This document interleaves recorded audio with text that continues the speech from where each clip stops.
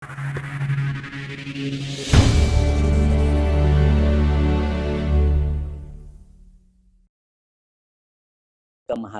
umat peruntukannya, di mana substansi pokoknya ditahan. Tadi yang saya katakan di atas, substansi pokoknya aset yang diwakafkan harus ditahan, tidak boleh berubah. Sementara manfaatnya boleh dinikmati untuk kepentingan umum. Itu secara syariah. Kalau kita lihat secara konsep undang-undang, alhamdulillah kita sudah punya sebenarnya undang-undang tahun 2004. Saat ini dalam proses kita mengajukan untuk yang namanya pergantian ataupun kita mencoba untuk mengajukan revisi terhadap Undang-Undang Wakaf nomor 41 tahun 2004 karena sudah banyak perkembangan yang belum bisa diakomodasi dalam Undang-Undang Wakaf. Nah, dalam konteks undang-undang, maka yang dikatakan wakaf itu adalah perbuatan hukum wakif. Wakif adalah orang yang mewakafkan hartanya, menyerahkannya sebagian harta miliknya yang digunakan untuk atau dimanfaatkan selamanya atau jangka waktu tertentu. Dua hal di sana, dari sisi waktu kita mewakafkan buat selamanya boleh atau untuk jangka waktu tertentu juga boleh. Nanti kita lihat ke dalam konsep produknya. Nah, untuk kepentingan apa? Untuk kepentingan ibadah atau kesejahteraan umum. Sayangnya di kita perspektif pemahaman pengertian ini baru sebatas dominannya pada untuk keperluan ibadah. Sehingga frame kita mengatakan apa? Ya wakaf buat masjid, wakaf buat kuburan, wakaf buat pesantren. Salahkah itu? Nggak ada yang salah dengan itu. Ya, cuma tentu kemanfaatannya ya yang harus lebih kita tingkatkan. Itu yang pertama dari perspektif pengertian. Yang kedua saya antarkan dari sisi hukum. Yang pertama ketika bicara dari sisi hukum, secara perspektif Al-Quran, sebenarnya zakat dengan wakaf disinilah bedanya. Zakat jelas eksplisit di dalam Al-Quran. Tadi disampaikan ada Quran Surah At-Taubah 103, 60 ya, itu eksplisit mengatakan ini adalah zakat. Nah, tapi ketika bicara wakaf tidak ada di dalam Al-Quran eksplisit yang menyatakan apa dasar hukum wakaf itu. Hanya ulama berpendapat beberapa ayat yang terkait dengan wakaf. Jadi antara lain ini tentu banyak, saya hanya kutip 2 ayat saja, Quran Surah Al-Baqarah ayat 261. Allah mengatakan masalul lazina yunfikuna amwalahum fi sabilillah kamasali habbatin ambatat sab'a sanabil. Fi kulli, ya, di situ dikatakan sumbulatim mi'atin habbah. Nah, ini sangat luar biasa ilmu matematika Allah.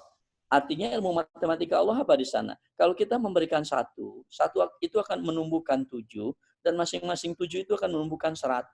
Berarti kita kasih 1 akan tumbuh menjadi 700. Ilmu matematika Allah. Ini yang sebenarnya juga adalah dimiliki oleh wakaf. Nah, makanya ulama sepakat ini adalah ilmu atau ayat yang terkait dengan wakaf. Walaupun secara eksplisit tidak ada perkataan wakaf di dalam ayat tersebut. Yang kedua, Quran Surah Ali Imran ayat 92. Allah mengatakan, lan tanalul birra hatta tunfiku mimma tuhibbun. Wa ma tunfiku min syai'in fa innallaha bihi alim. Kamu sekali-kali tidak sampai kepada kebajikan yang sempurna. Kita belum sempurna kebajikan kita. Sebelum apa? Kita menafkahkan sebagian harta yang kita cintai. Waalaikumsalam warahmatullahi wabarakatuh. Ya. Nah, itu secara esensial, secara hukum wakaf itu sendiri. Jadi artinya kita garis bawahi atau kita simpulkan secara eksplisit di dalam Al-Quran tidak ada yang langsung menyatakan tentang wakaf. Nah, ini ulama sepakat ayat yang bicara tentang wakaf. Berikutnya, dasar hukum yang kedua yang tentu kita juga bisa pakai adalah perspektif sunnah. Nah, ini kisahnya sangat masyhur ya, kita sudah sangat sering mendengar. Ini adalah kisah dari Ibnu Umar radhiyallahu an ya, ketika Umar Ibnu Khattab mendapatkan apa? Tanah di Khaybar yang sangat luar biasa luasnya, dan Umar nggak pernah memiliki nilai tanah yang sebesar itu. Nah, pada saat itu Sayyidina Umar, katakanlah dalam bahasa kitanya, minta rekomendasi Rasulullah. Ya Rasulullah, apa yang harus aku lakukan dengan tanah yang aku punya ini? Maka Sayyidina Rasulullah mengatakan, kalau kamu mau, tahan sumbernya dan sedekahkan manfaat atau faedahnya. Sekali lagi saya ulang, tahan sumbernya dan sedekahkan manfaat. Inilah yang dimaksud dengan wakaf. Jadi kalau dimensi perspektif sunnah jelas ada bicara tentang wakaf. Karena konsep wakaf tadi sumbernya harus kita tahan dan hasilnya kita manfaatkan, faedahnya kita berikan kepada yang membutuhkan, yang nanti kita sebut dengan konsep mauquf alaih. Biar imbang, kalau tadi Al-Quran ada dua, kita lihat juga hadisnya ada dua. Ya. Yang kedua adalah, ini juga masyhur, hadis riwayat Muslim. Ya, ini kebetulan teman kita nih ya. Nah, Bukhari Muslim yang mengeluarkan ya, Muslimnya nih yang mengeluarkan. Nah, di situ dikatakan apa? Ini sangat masyhur sekali lagi, kita sangat sering mendengar hadis ini.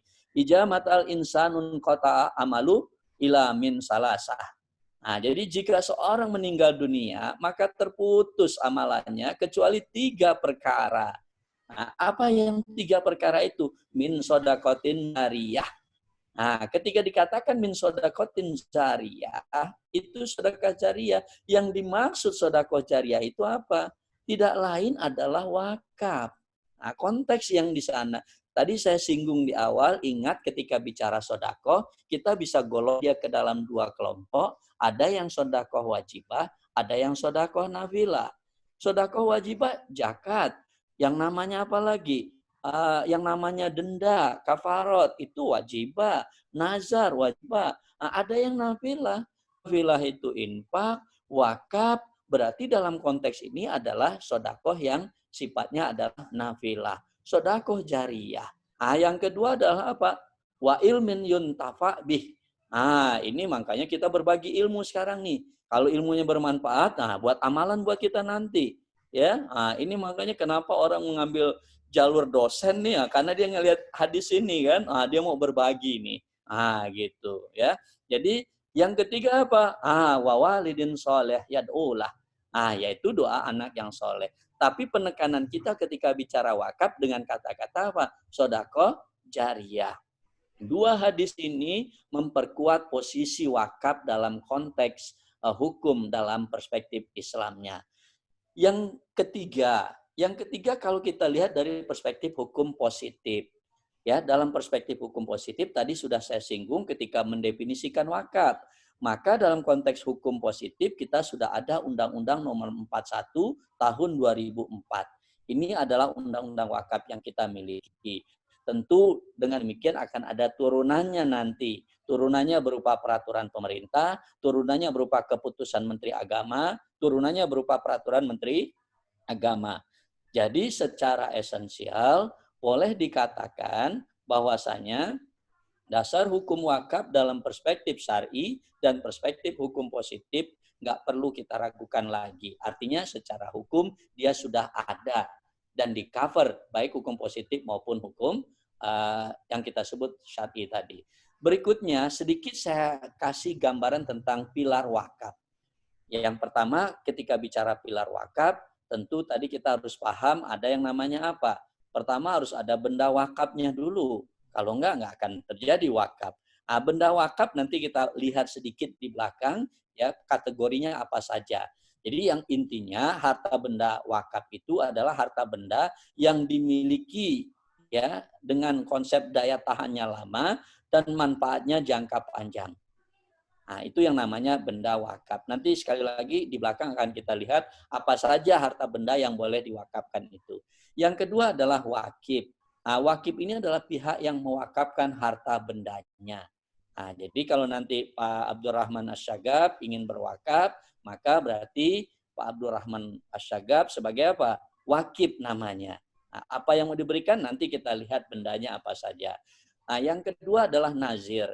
Mohon maaf istilah nazir ini hanya ada di Indonesia mungkin nanti ya karena kalau di luar namanya bukan nazir, muta'ali. Ya. Nah, jadi kalau mendengar istilah lain nanti kita harus mahfum bahwasanya itu adalah sama dengan nazir. Ya, undang-undang kita mengakomodasinya dengan istilah nazir. Nazir itu apa? Pihak yang menerima harta benda wakaf untuk dikelola dan dikembangkan. Ini yang nanti salah kaprahnya, seketika wakif menyerahkan kepada nazir, nazir merasa itu menjadi apa? Miliknya. Bukan, itu amanah yang harus dijalankan. Dan banyak kejadian di Indonesia ketika saya melakukan penelitian masih terjadi hal yang demikian. Nazir merasa memiliki harta, padahal dia menjalankan amanah. Apa yang diserahkan si wakif? Dapat apa si nazir? undang-undangnya mengakomodir ya dari pengelolaan hasilnya tadi dia akan dapat 10%. Nah, kalau yang namanya amil, kalau kita bagi 8 asnaf itu ada 8 ya dapat 12,5%. Tapi kalau wakaf dia 10%. Itu yang namanya nazir. Yang berikutnya ya, yaitu yang terkait dengan masalah mauquf alaih.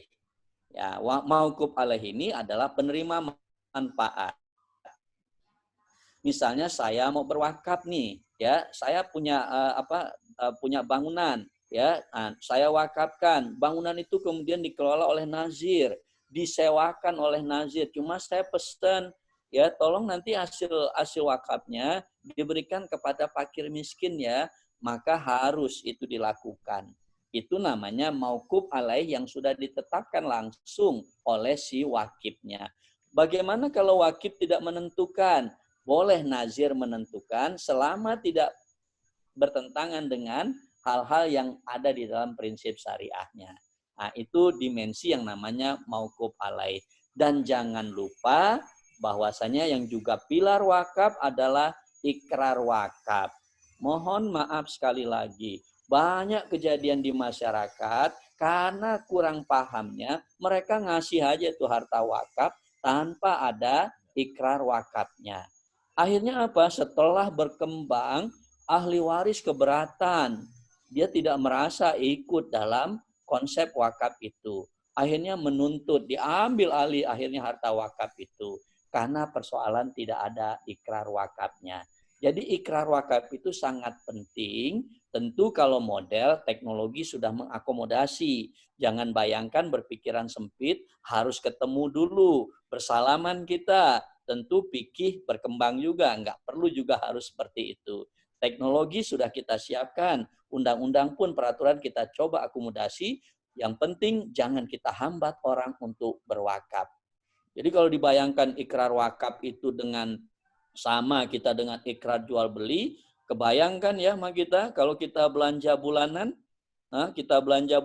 ke mana, ke katakanlah mat 212, ya, kita bilang ke kasir 3 keranjang kita harus sebutkan. Ya enggak begitu lagi. Ya, dimensi fikih tentu kontemporer udah berkembang. Begitu juga dengan ikrar wakaf. Nah, ini yang dimaksud dengan pilar wakaf. Wakaf hanya ada kalau komponen yang saya sebutkan itu ada. Itu yang terkait dengan pilar wakaf. Yang berikutnya sedikit saya masuk ke dalam macam wakafnya. Nah, supaya nggak keliru. Jadi nanti sering pertanyaan muncul begini, boleh nggak ya wakaf buat keluarga? Jawabannya boleh. Karena ada namanya wakaf ahli. Wakaf ahli itu adalah wakaf yang ditujukan untuk keluarga. Kita kan nggak tahu, kehidupan kadang kita berada di atas, ekonomi kita mapan, tetapi terkadang bisa saja dengan cepatnya perekonomian atau kehidupan ekonomi kita akan turun. Nah, di sana kita mempersiapkannya dalam bentuk wakaf. Boleh? Boleh. Ya, wakaf ahli untuk keluarga, untuk famili kita. Kalau suatu saat nanti ada sesuatu yang tidak diinginkan, mereka sudah siap. Disiapkan harta wakafnya. Itu yang namanya wakaf ahli. Jadi, lupakan kalau mengatakan wakaf itu hanya untuk umum saja. Tidak, ada wakaf ahlinya. Yang kedua adalah wakaf khairi. Nah, wakaf khairi ini diperuntukkan itu untuk umum. Nah, ini yang banyak terjadi. Ya, kita mewakafkan masjid, boleh.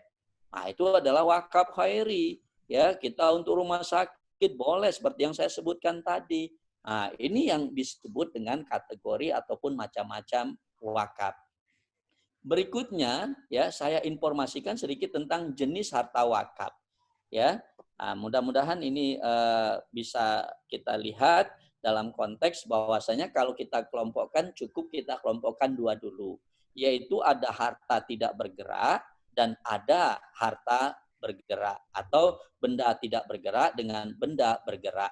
Nah, apa saja yang masuk ke dalam kategori benda tidak bergerak? Kita wakaf tanah, kita wakaf bangunan, kita wakaf tanaman. Ini sekarang berkembang ya, tanaman-tanaman.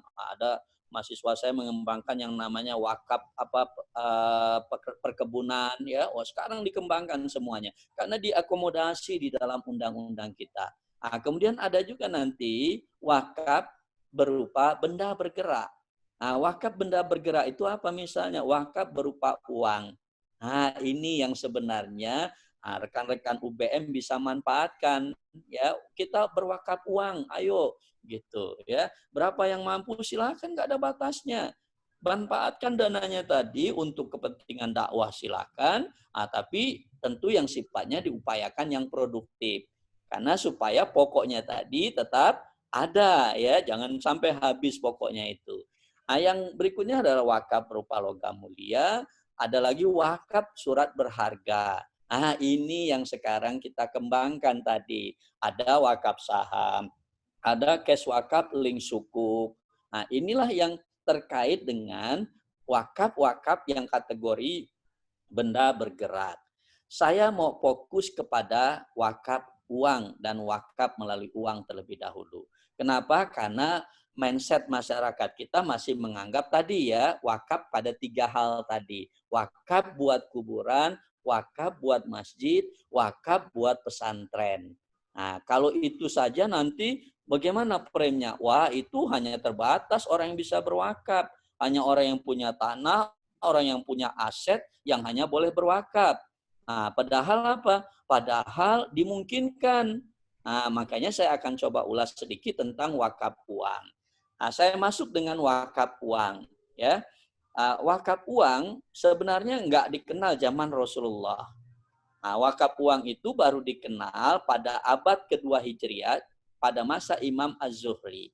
Ya, pada masa Imam Az-Zuhri, ini ulama yang sangat terkemuka pada saat itu, ya, menganjurkan adanya wakaf apa? Wakaf dinar dan dirham. Nah, sedikit saya ulas yang namanya dinar itu apa? Dinar itu adalah uang yang terbuat dari logam mulia atau emas, ya. Nah, ini adalah merupakan peninggalan dari kerajaan yang namanya Romawi. Jadi mata uang berasal dari Romawi, itu yang namanya dirham.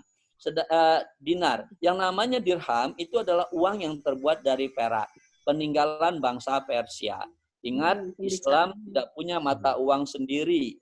Islam menggunakan mata uang yang sudah ada dari Romawi diambil dinar, kemudian dari yang namanya Persia diambil dirham. Sebenarnya kalau bicara uang, Islam punya dulu. Kita sering dengar, namanya apa? Fulus. Nah, fulus itu adalah uang Islam. Ya, cuma sayangnya apa? Tidak berlangsung dalam waktu yang lama. Karena munculnya fulus menciptakan inflasi. Akhirnya apa yang terjadi? Ditarik fulus. Makanya kita masih dengar istilah itu sekarang. Ya.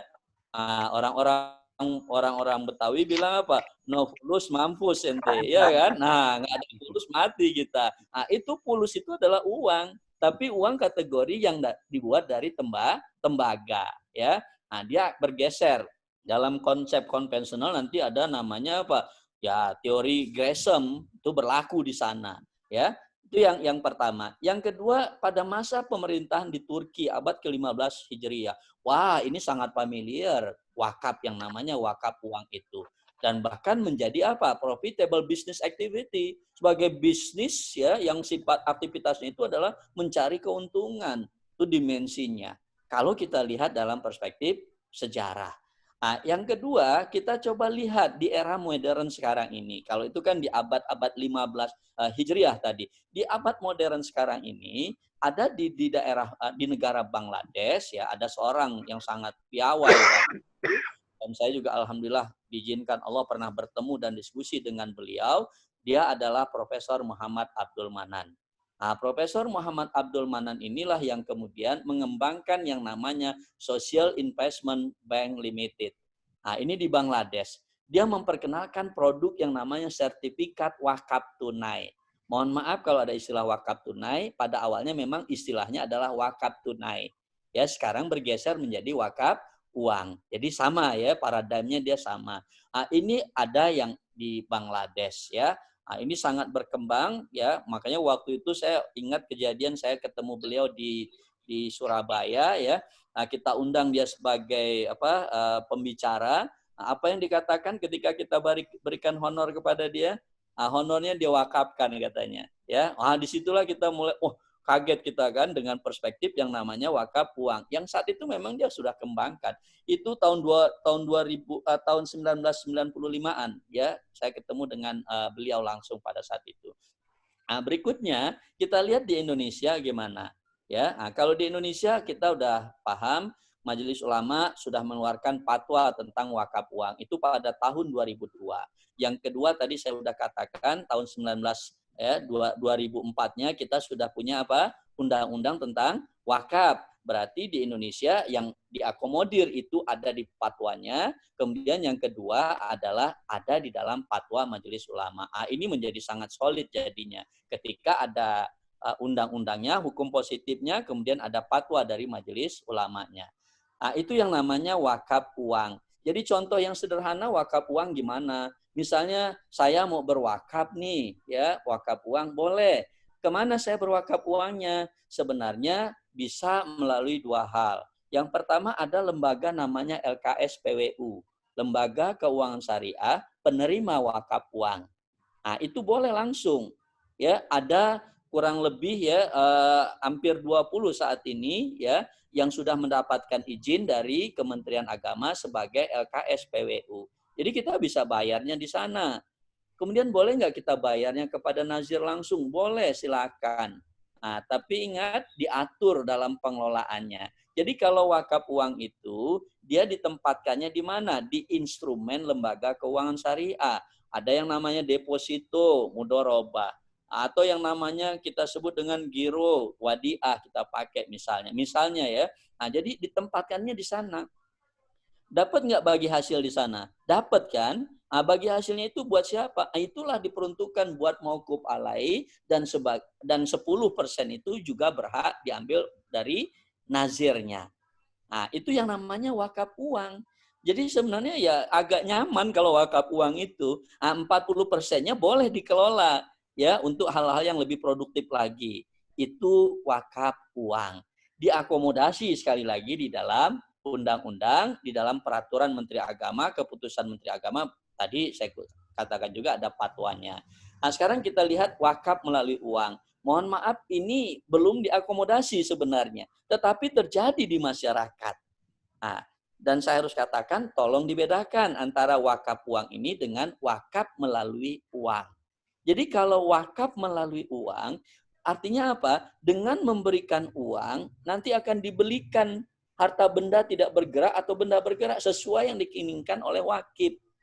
Misalnya begini, saya mau loh berwakaf ya, itu untuk pembangunan yang namanya apa? Katakanlah hotel syariah. Ya saya mau berwakaf. Nah, saya wakafnya pakai uang, tapi uangnya nanti dikonversi menjadi bentuk apa barang. Udah ada. Ya, proyeknya itu udah ditawarkan. Yang menawarkan siapa? Boleh wakif. Kalau wakif nggak menawarkan, nazir boleh menawarkan. Kalau saya sebagai nazir, saya tawarkan kepada Ustadz UBM, ini mau nggak berwakaf ini? Kita mau bangun sekolah. Oh mau, berarti berwakaf. Dia kirim uang ke saya. Uangnya saya jadikan. Yang namanya apa sekolah tadi? Itu namanya wakaf melalui uang.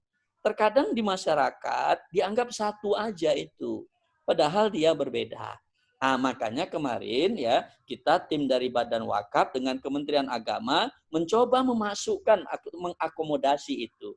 Nah, akhirnya kita sepakati nanti masuk di dalam yang namanya keputusan Menteri Agama.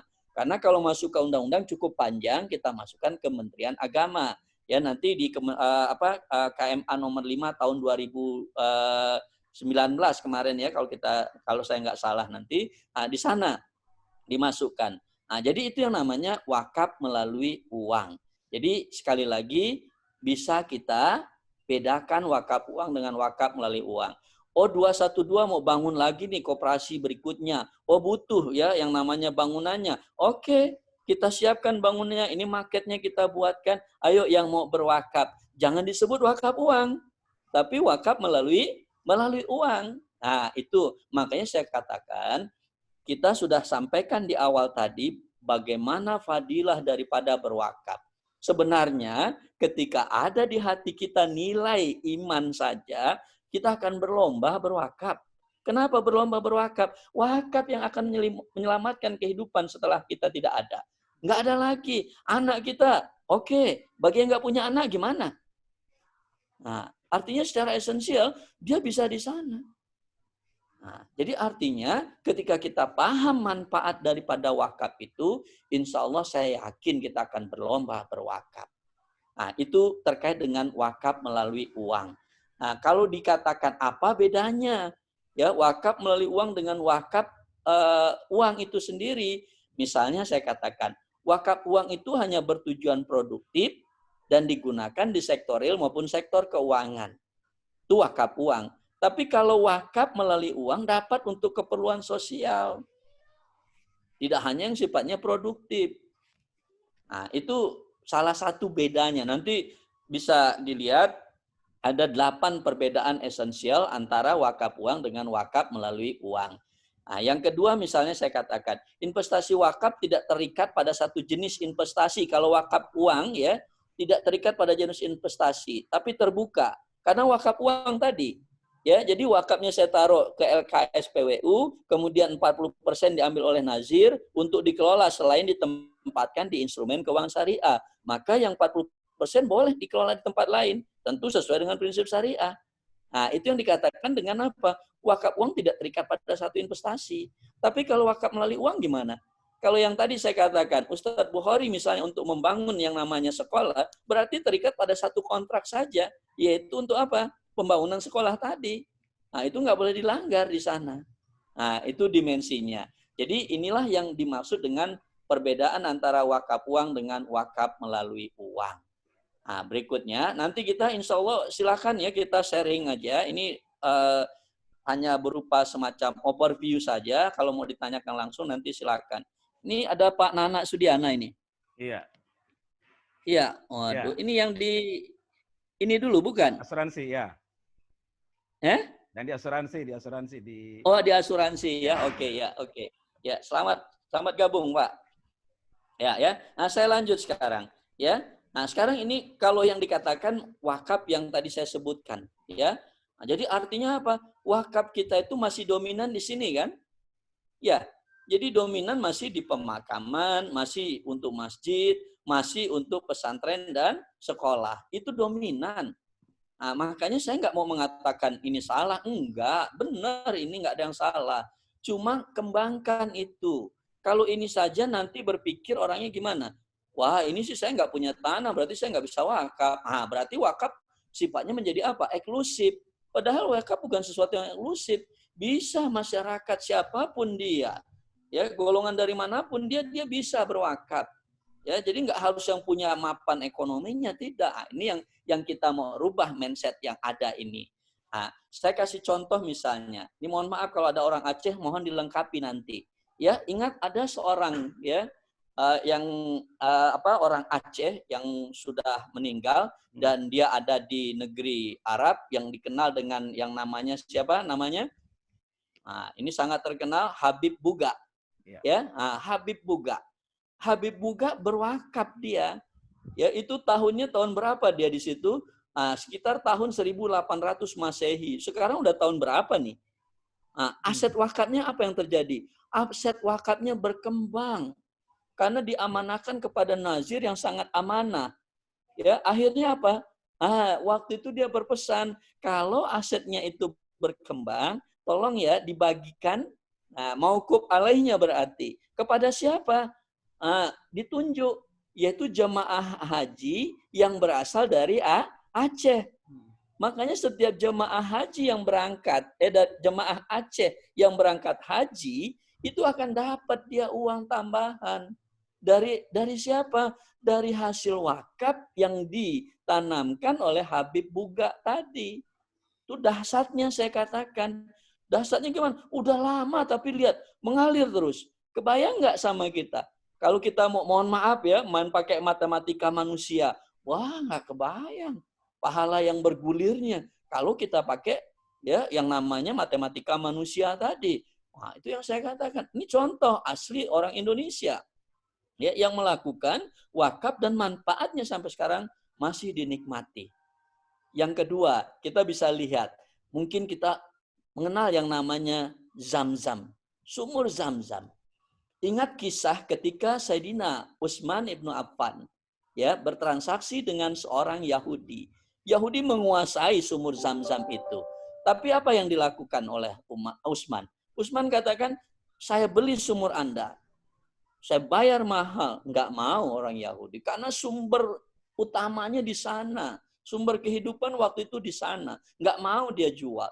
Tapi kemudian apa? Kemudian dia jual baru dia tawarkan yang lebih besar. Ya pada saat itu akhirnya Utsman membeli totalnya 38.000 dirham.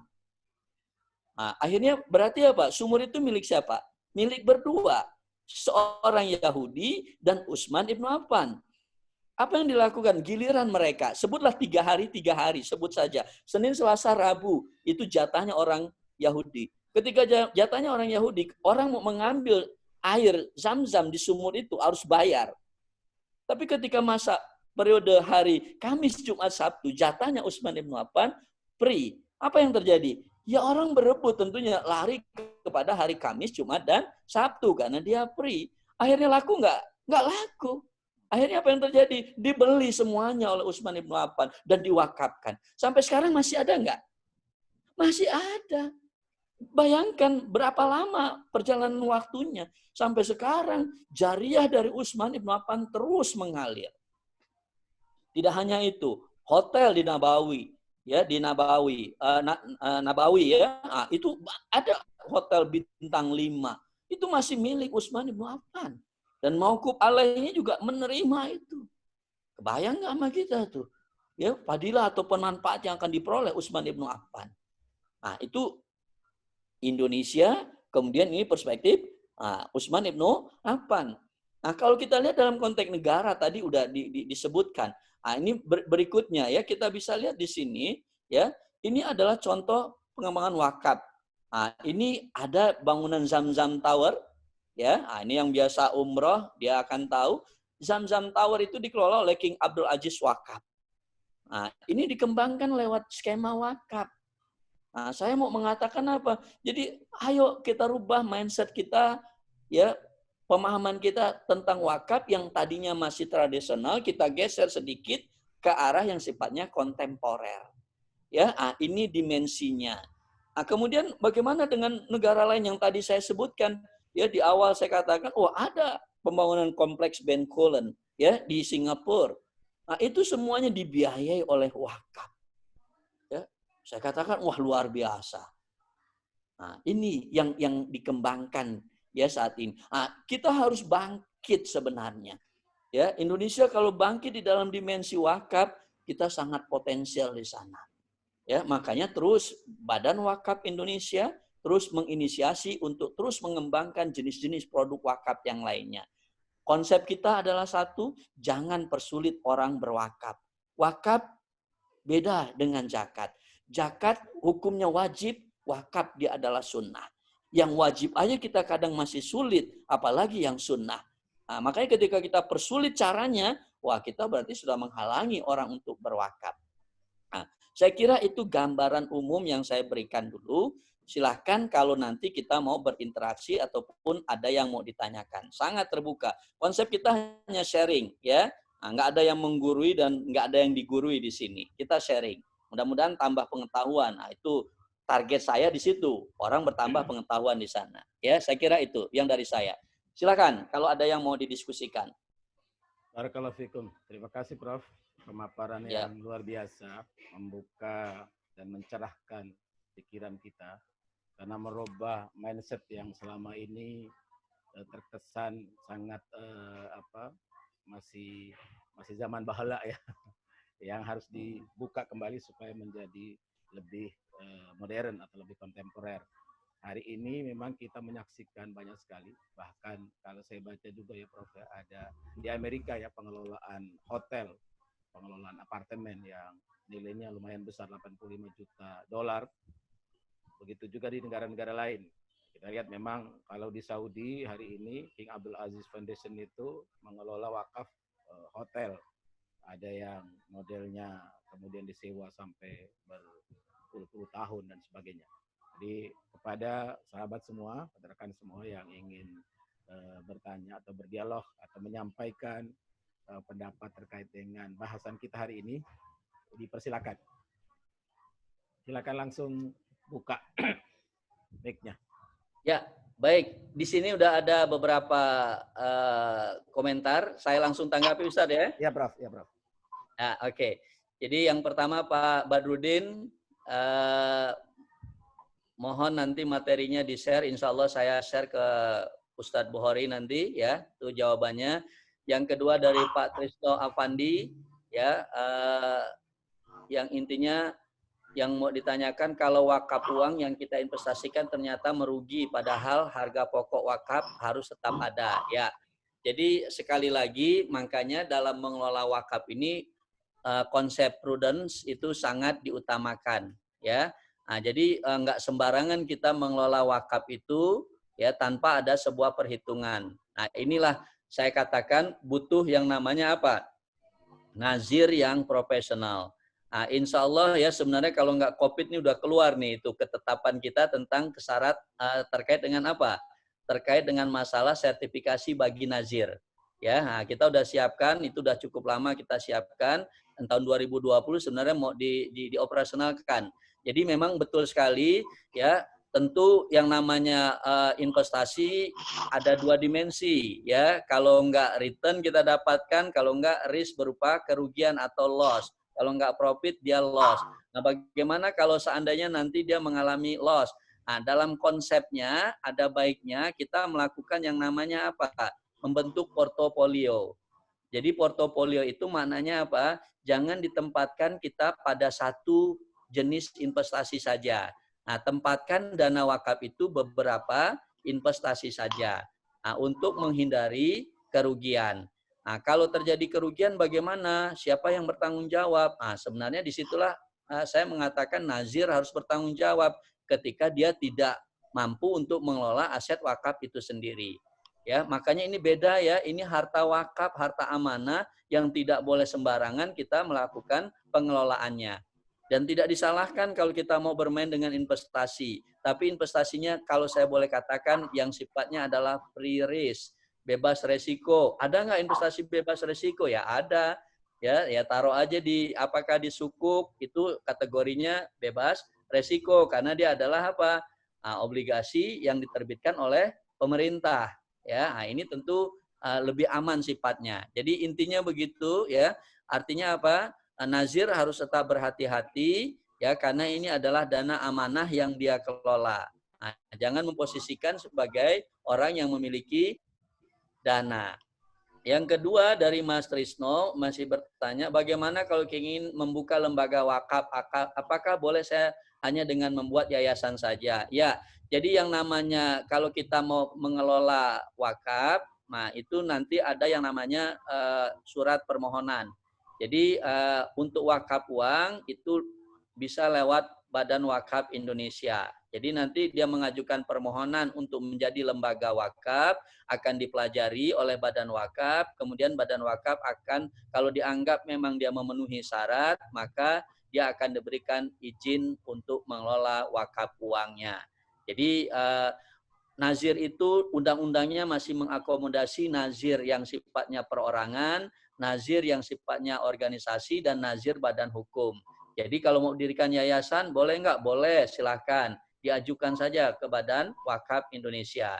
Ya, nah, jadi itu untuk mendapatkan izin wakaf uang. Berikutnya saya langsung, ini Nazim Nur Fauziah ya, ini mahasiswi dari Malaysia ya. Nah, jadi menyatakan mengenai konsep wakaf ahli. Oke, jadi tadi saya katakan wakaf itu ada dua, wakaf ahli dan wakaf khairi. Nah, kalau wakaf ahli itu ya sesuai dengan namanya, ahli itu ya kerabat sebenarnya ya. Jadi kalau ada istilah ahli ekonomi Islam itu jangan dibilang dia itu adalah pakarnya, bukan.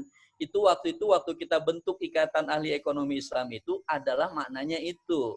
Ya, dia adalah kerabat gitu ya. Jadi ikatan para kerabat yang menekuni bidang ekonomi Islam. Jadi sama konsepnya.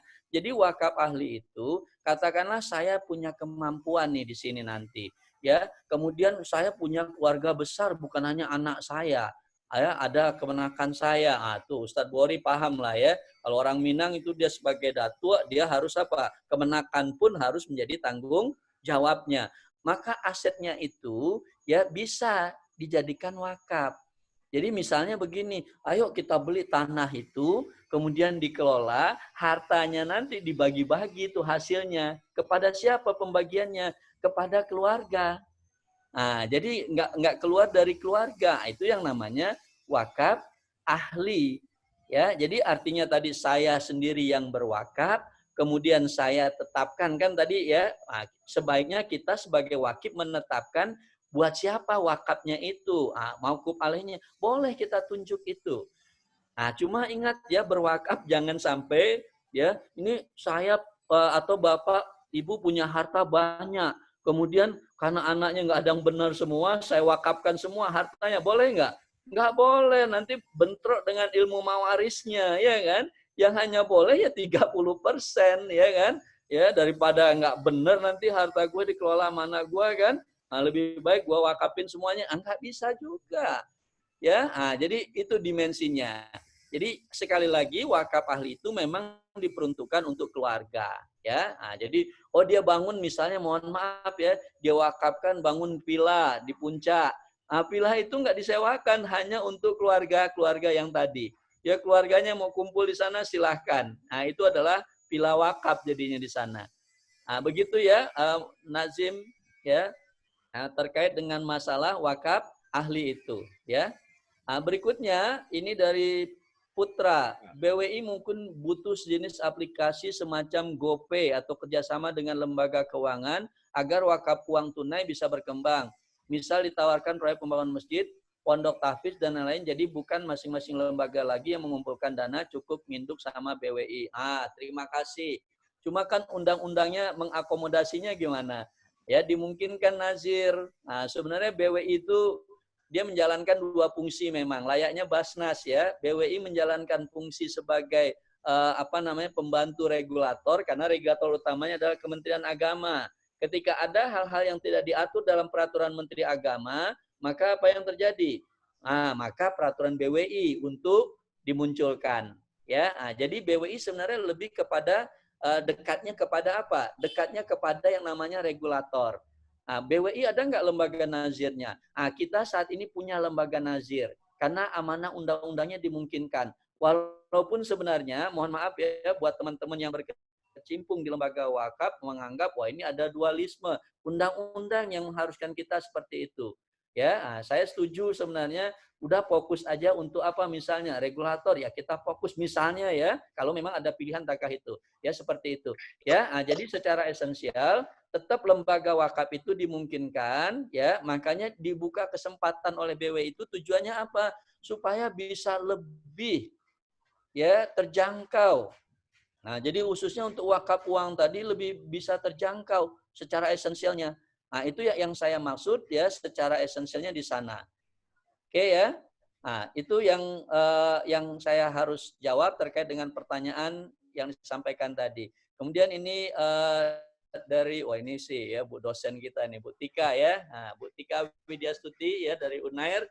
Dia nanya tentang sharing aturan terbaru terkait wakaf kontemporer. Untuk aturan baru ya Ibu Tika secara konsepnya sebenarnya tentu kita tetap harus menginduk kepada Kementerian Agama. Ya, makanya BWI selalu bekerja sama. Tadi misalnya saya katakan wakaf melalui uang, udah ada belum ya?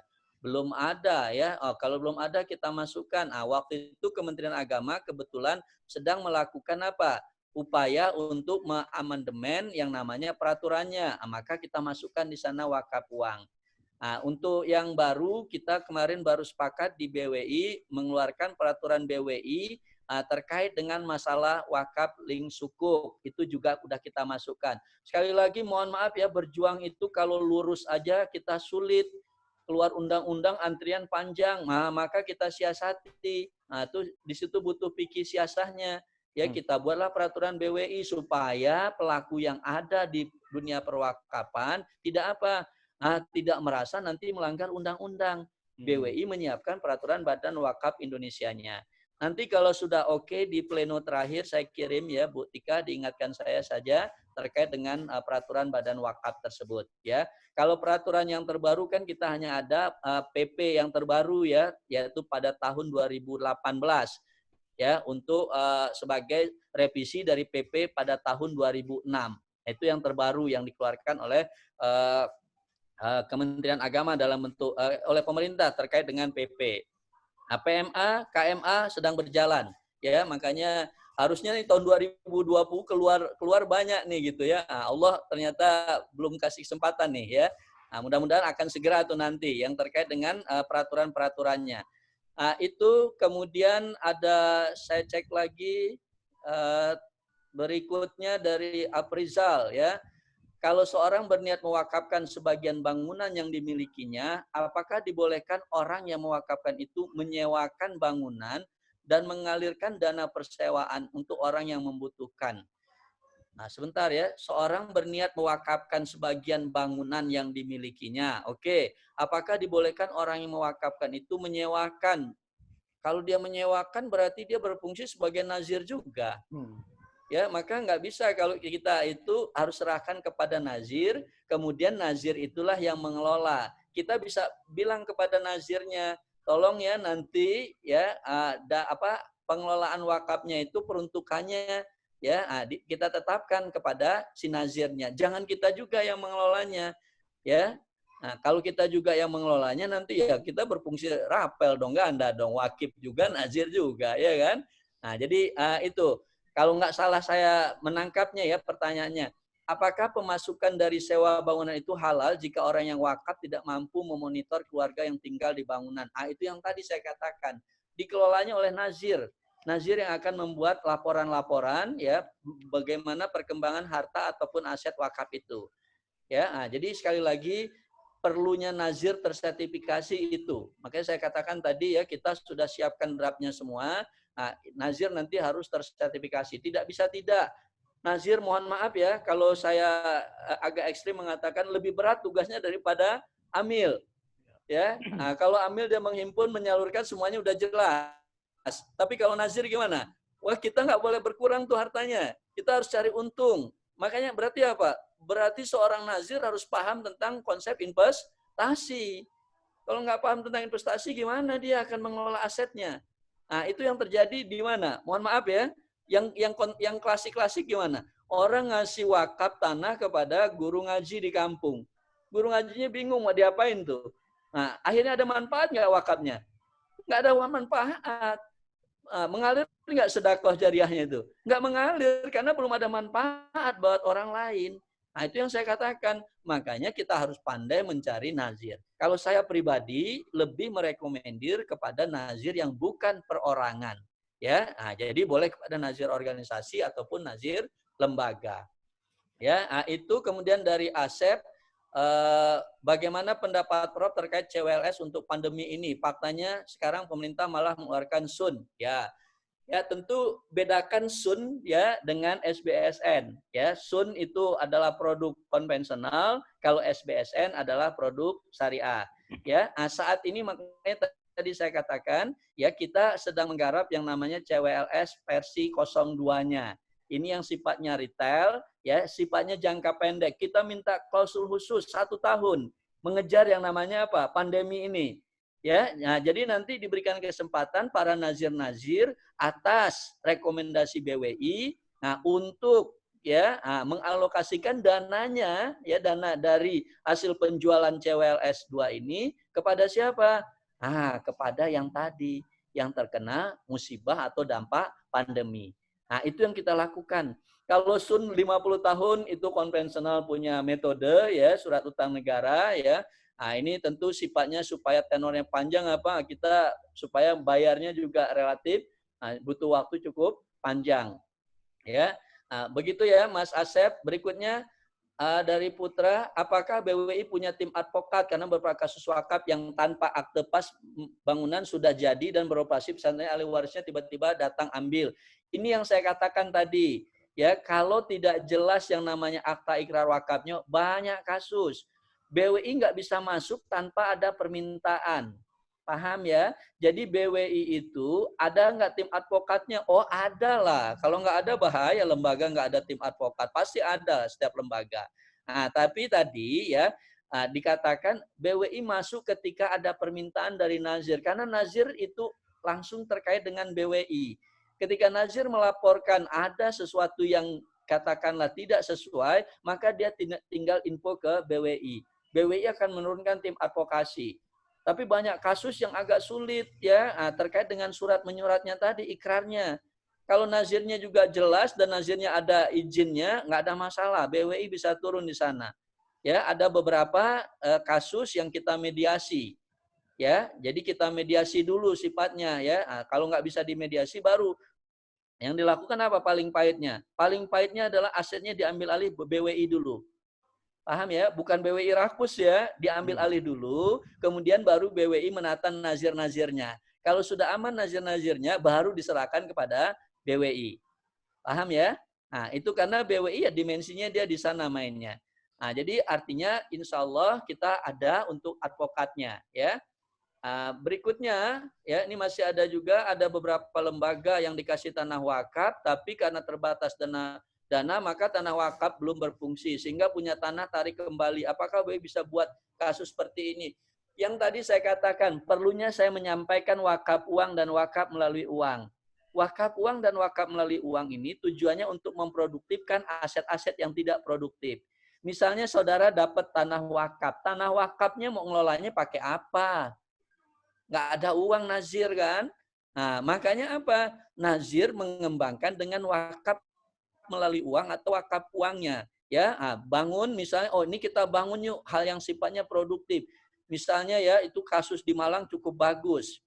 Dari rumah sakit dia bangun, kemudian dia bangun lagi yang namanya apa? Toserba. Oh sekarang udah banyak asetnya. Ya, jadi dibangun, misalnya bangun apa Toserba, ayo kita bangun. Berapa biaya Toserba? Cari dengan menggunakan wakaf atau wakaf uang ataupun wakaf melalui uang. Ya, jadi makanya tanah-tanah wakaf yang tidak produktif di kita masih sangat banyak. Makanya di situ fungsinya tadi nazir itu harus paham masalah investasi. Kalau nggak produktif kasihan wakifnya. Ya, sangat kasihan wakifnya. Gimana nggak kasihan tuh wakif, orang niatnya dia pasti untuk mendapatkan yang tadi, tapi ternyata tidak jalan. Ya, jadi secara esensial ada beberapa daerah. Jadi caranya bisa juga begini, Mas Putra ya. Jadi bisa juga begini, kalau nanti ada lahan ya cukup potensial, kemudian nanti diinformasikan kepada Badan Wakaf membantu yang namanya apa? FS-nya. Tahu FS ya, feasibility study. Nah, itu insya Allah dibiayai oleh yang namanya Badan Wakaf. Tapi nanti yang mengeksekusinya berdua. Ya kan, kalau investor kalau nggak dikasih feasibility study gimana? Mau dia? Nggak mau. Kalau dia mau investasi, kalau nggak memberikan keuntungan gimana? Ya kan? Nanti BWI membantu di feasibility study. Kita lagi kerjasama yang ada di Padang kebetulan ya, ini udah cukup lama karena dia lahannya cukup besar di depan Rumah Sakit Jamil. Ya, wah itu besar sekali. Kita bantu di sana. Ya, jadi kita siapkan feasibility study-nya, kita kasih, kita presentasi, silakan mau diambil yang mana. Karena kita beri kasih option untuk pengembangan lahan wakafnya. Ya, itu terkait dengan masalah kalau ada tanah wakaf yang tidak produktif. Ya, berikutnya ini izin usul materi direkam oleh host, mohon diupload ke YouTube, channelnya apa? Nuhun. Itu yang jawab berarti UBM ya. Saya kira itu. Silakan kalau yang di luar ini, kalau ada yang mau ditanyakan. Silakan yang mau tanya langsung buka mic-nya dan langsung ke Prof. Silakan. Monggo. Raji Nana mau tanya? Ya, silakan Pak Badrudin, silakan. Ya, Pak Badrudin. Ya. Terima kasih. Assalamualaikum warahmatullahi wabarakatuh. Waalaikumsalam warahmatullahi wabarakatuh. Amin ya Allah ya Rabbal Alamin. Terima kasih bisa bergabung dengan pengarsa Profesor, Ustadz Bukhari Muslim, dan seluruh guru yang ada juga bergabung pada channel ini. Saya salah seorang penyuluh agama Islam di Kementerian Agama, Kantor Kabupaten Sukabumi, Wilayah 1, Kecamatan Kebun Pedas.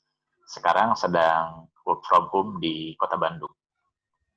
Saya menemukan ada satu kasus salah satu keluarga yang sudah ikrar besar-besaran untuk berwakaf, bahkan sudah ikrar di hadapan KPAIW, dalam hal ini Kepala KUA, tapi pada akhir kemudian mungkin ada pengaruh pribadi atau eksternal, tiba-tiba membatalkan akad wakafnya seperti itu. Pada akhirnya menjadi lumayan ada perbincangan yang lain di kalangan calon penerima wakaf itu sendiri, termasuk dari para saksi yang lain.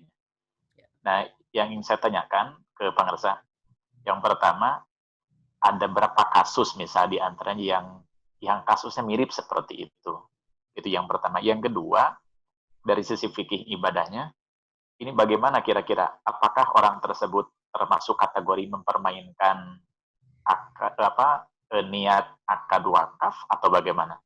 Lalu yang berikutnya, ini menurut hemat saya ada sedikit masukan. Diduga mereka termasuk kategori yang mungkin masih meragukan tentang penggunaan aset wakaf itu sendiri dalam ini.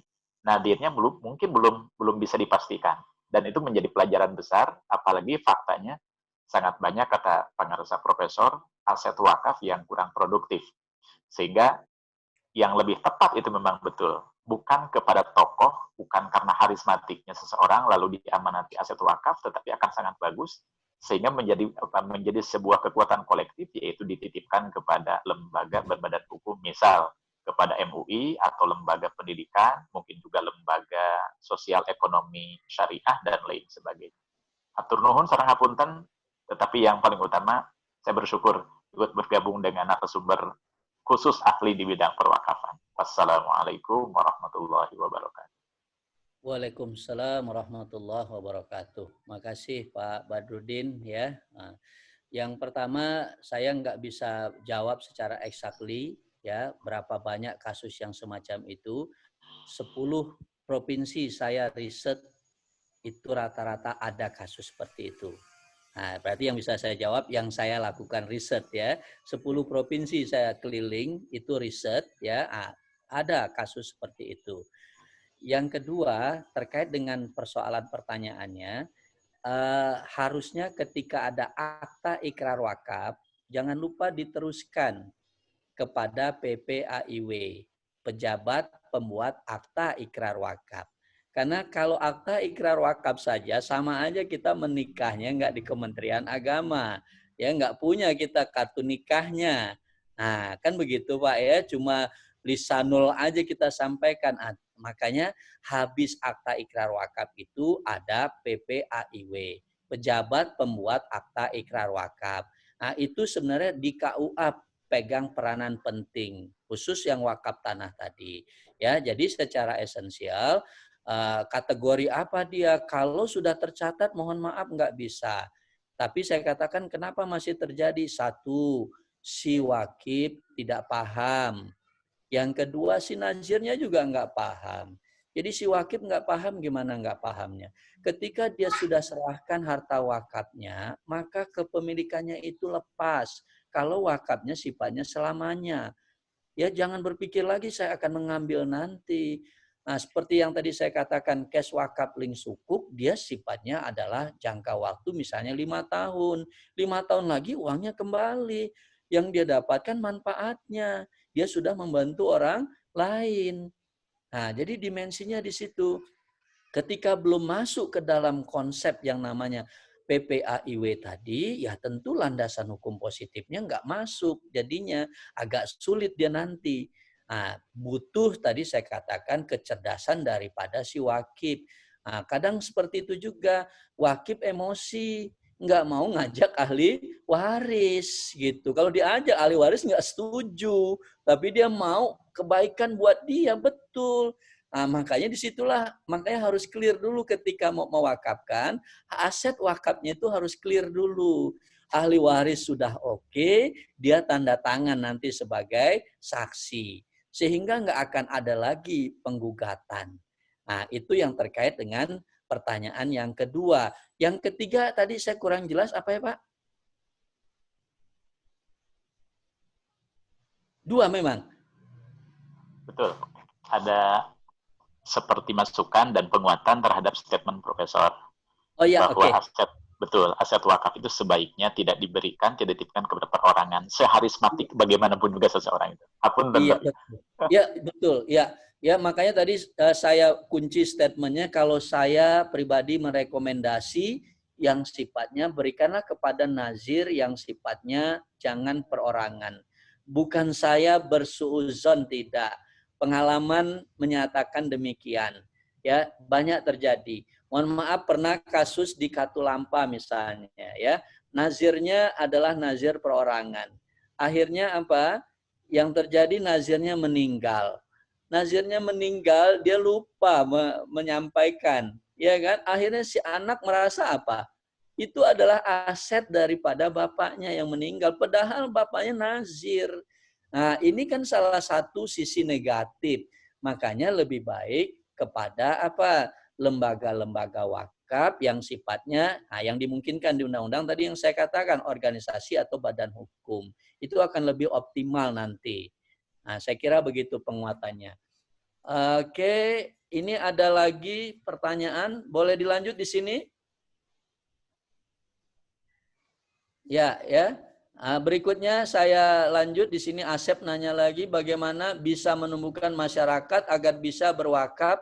Di satu sisi masyarakat masih belum trust ke lembaga wakaf. Pertanyaan kedua, bagaimana pendapat Prof? Lebih baik mana satu nazir satu negara seperti Mesir atau masing-masing provinsi ada nazir? Ya, oke. Yang pertama, ini edukasi wakaf nggak usah khawatir ya. Edukasi wakaf kalau masih kecil ya wajar karena industri keuangan syariah aja masih kecil. Yang sifatnya apa komersil ya, apalagi kita yang sifatnya filantropi. Nah, tapi itulah tugas kita di sana untuk memotivasi. Nah, persoalan masalah trust dengan lembaga wakaf, saya kira saya harus katakan belum gaul mungkin kalau ngomong seperti itu ya. Kalau masih ada punya pandangan karena luar biasa sekarang. Ya, jadi luar biasa lembaga-lembaga wakaf. Ya, jadi teman-teman kita, apakah teman-teman kita dari rumah zakat, dompet dua apa dan lainnya, sangat luar biasa mengkreat produk-produk itu buat kemaslahatan semuanya. Makanya saya katakan lebih trust kita kepada lembaga-lembaga itu. Ya tanpa menyebut merek nih ya, ada ACT dan teman-teman itu luar biasa. Ya mereka luar biasa di barisan terdepan dia. Nah, jadi samalah tugas bagi kita sekarang, yuk kita coba sosialisasikan wakaf ini secara esensial benefitnya apa, bagaimana cara kita berwakaf, nah ini yang harus kita luruskan. Ya, jadi makanya saya katakan, ya insya Allah wakaf ini akan mengalahkan. Ya, kalau bahasanya zakat akan bisa dikalahkan oleh wakaf. Ketika kita paham esensi yang tadi saya katakan. Ya, kalaupun dikalahkan berat memang karena zakat itu produknya adalah wajib. Ya, kita bukan wajib kita nih. Nah, kita nafilah, kita sunnah. Nah, tapi perjuangan kita menjadi sangat wajib di sana. Ya, nah, itu ya untuk Mas Asep ya. Sama ini tugas kita, perjuangan kita ya. Nah, kemudian pilih mana nazir yang sifatnya satu negara seperti Mesir atau nazir masing-masing ada nazir. Ya, tentu ya yang kita pilih itu adalah yang masing-masing di wilayah itu ada. Jangan salah BWI itu di pusat. Nah, nanti di daerah itu namanya perwakilan BWI. Perwakilan BWI Jawa Barat, perwakilan BWI Gorontalo, perwakilan BWI Sumatera Barat, dan seterusnya. Menjalankannya fungsinya sama. Nah, jadi artinya apa? Tentu kalau bicara marketing akan lebih bagus di setiap wilayah dia ada dibandingkan sentralis sifatnya. Ya, nah, itu akan lebih apa namanya efektif dalam kita melakukan komunikasinya. Nah, tentu tidak bisa terpisah, harus menjadi satu kesatuan sifatnya nanti. Nah, itu yang terkait dengan pertanyaan Mas Asep. Nah, kemudian ini ada tambahan pertanyaan dari Rahman Saleh. Assalamualaikum Prof. Bagaimana cara kita mengelola wakaf seperti di Singapura? Nah, kalau ditanya mengelola wakaf seperti di Singapura, nah, maka profesionalitas harus dibangun. Nah, paham ya? Jadi profesionalitas begini, ya. Saya nazir loh. Saya banyak orang, karena orang percaya sama saya, banyak orang mewakafkan. Saya nggak mampu mengelola sendiri. Mohon maaf, saya apa? Saya hire orang yang secara manajemen dia mampu. Paham ya? Saya hire orang, you kelola harta wakaf yang menjadi kewajiban saya ini. Ini yang terjadi di Singapura. Ya, jadi dia hire lembaga yang profesional untuk mengelola itu. Nah, akhirnya tentu gimana? Profesionalitas nggak terjadi. Profesionalitas terjadi. Nah, ya jadi nggak sendiri dia mengelolanya. Nah, itu yang berbahaya kalau dia mengelolanya sendiri. Jadi ada sub lembaga yang mengelola supaya aset-aset wakaf itu menjadi sangat produktif. Nah, itu yang dilakukan oleh negara Singapura, ya. Nah, kemudian ada tambahan lagi dari Pak Badrudin, ada data terkini Ormas Muhammadiyah pemilik wakaf terbesar, mungkin level Indonesia, patut ditiru oleh kita semua dan lembaga lainnya. Kalau ini saya kira betul ya, kalau Muhammadiyah memang aset-asetnya dia cukup banyak ya. Nah, jadi makanya lembaga Muhammadiyah juga punya lembaga wakaf ya. Makanya ingat nggak waktu kasus membahas undang-undang zakat, ya akan muncul ada perdebatan nih, harus ormas, wow itu udah aman tuh lajismu dan lajisnu. Nah, kemudian kan terjadi yang namanya judicial review, ada jalan tengahnya ya. Tapi memang dari sisi aset, memang Muhammadiyah dia punya aset wakaf cukup besar. Nah, saya juga komunikasi dengan beberapa teman Muhammadiyah yang ada di daerah, aset-asetnya sangat potensial dan luar biasanya apa? Mereka trust ngasih kepada Muhammadiyahnya. Ya, trust sekali. Nah, makanya saya bilang jangan sia-siakan ini. Ayo kita optimalkan. Yang tadi saya katakan ayo kita bangun ya. Lahan-lahan yang udah dikasih itu jangan dibiarkan tidur. Kasihan yang berwakaf. Nah, kita bangun pakai tadi yang saya katakan ya. Nanti bisa pakai kas wakaf link sukuk, pakai yang namanya tadi saya katakan wakaf melalui uang ya. Nah, itu bisa kita lakukan. Ya. Terima kasih Pak infonya. Kemudian ada Pak Trisno bertanya, bagaimana tindakan BWI terhadap lembaga wakaf uang yang tidak mengusulkan izin di BWI? Karena banyak lembaga wakaf uang tidak memiliki izin, hanya sekedar penguatan lewat hukum. Ya tentu kalau ada laporannya, BWI akan tindak tegas. Kalau nggak ada laporannya, kita gimana? Ya, untuk mereka yang tidak punya izin. Percayalah, kita tidak akan mempersulit izin untuk yang namanya nazir wakaf uang. Saat ini sudah lebih dari 200-an, di atas 200-an yang kita keluarkan izinnya. Konsep kita tadi satu, jangan persulit orang mau berwakaf. Ini produk sosial, ini produk yang sifatnya sunnah saya katakan tadi. Makanya nggak kita lakukan, tapi bukan berarti juga kita ceroboh. Nah, makanya kan ada penilaian. Paham ya? Ketika dia tidak memenuhi, kita katakan belum memenuhi. Penuhi dulu ini syaratnya. Harus kita akui, mohon maaf, kelemahannya apa? Ini setelah dapat izin, kita tagih laporannya sulit banget. Nah, itu yang saya katakan, profesionalitasnya harus dibangun di sana. Ya sulit, udah dikasih izin, kita kan mau tahu. Kenapa mau tahu? Nanti teman-teman mahasiswa kan butuh dana, ya. Nazim Nur Fauzia butuh dana misalnya, gimana? Butuh data. Kita nggak bisa kasih, karena datanya nggak dikasih dari lembaganya. Nah, ini yang harus kita rubah gitu kan. Nah, jadi makanya profesionalitas itu yang ada di dalam konsep wakaf harus dijalankan. Nah, itu yang makanya yang kita katakan harus ada kompetensi sertifikasi profesinya buat nazir itu. Nah, ini yang kita akan kembangkan. Ya, insya Allah lah nggak lama lagi nih. Ya, jadi untuk yang kesiapan sertifikasi profesi. Buat amil udah ada ya. Buat amil zakat udah ada lembaga sertifikasi profesi buat amil. Ya, yang wakaf belum ya. Tinggal terakhir aja nih, ketok palu terakhir kita ya, mudah-mudahan. Saya kira itu yang ada masuk di sini.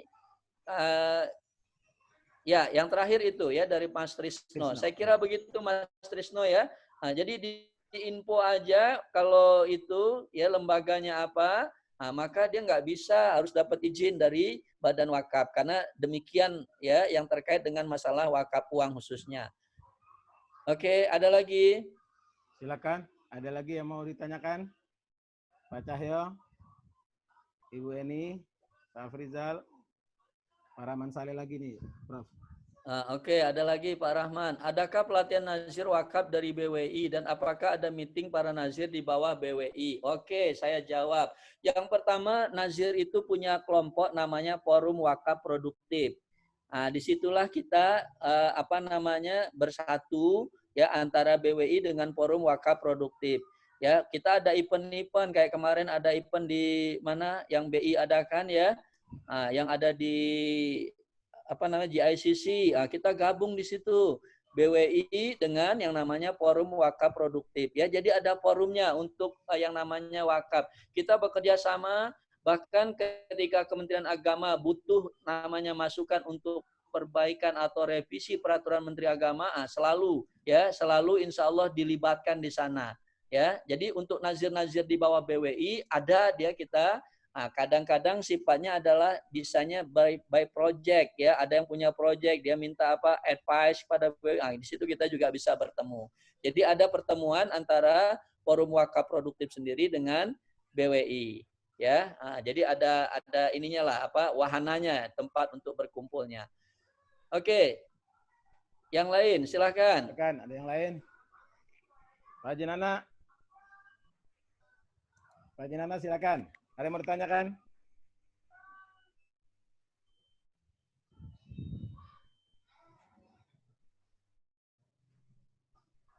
Unmute ya.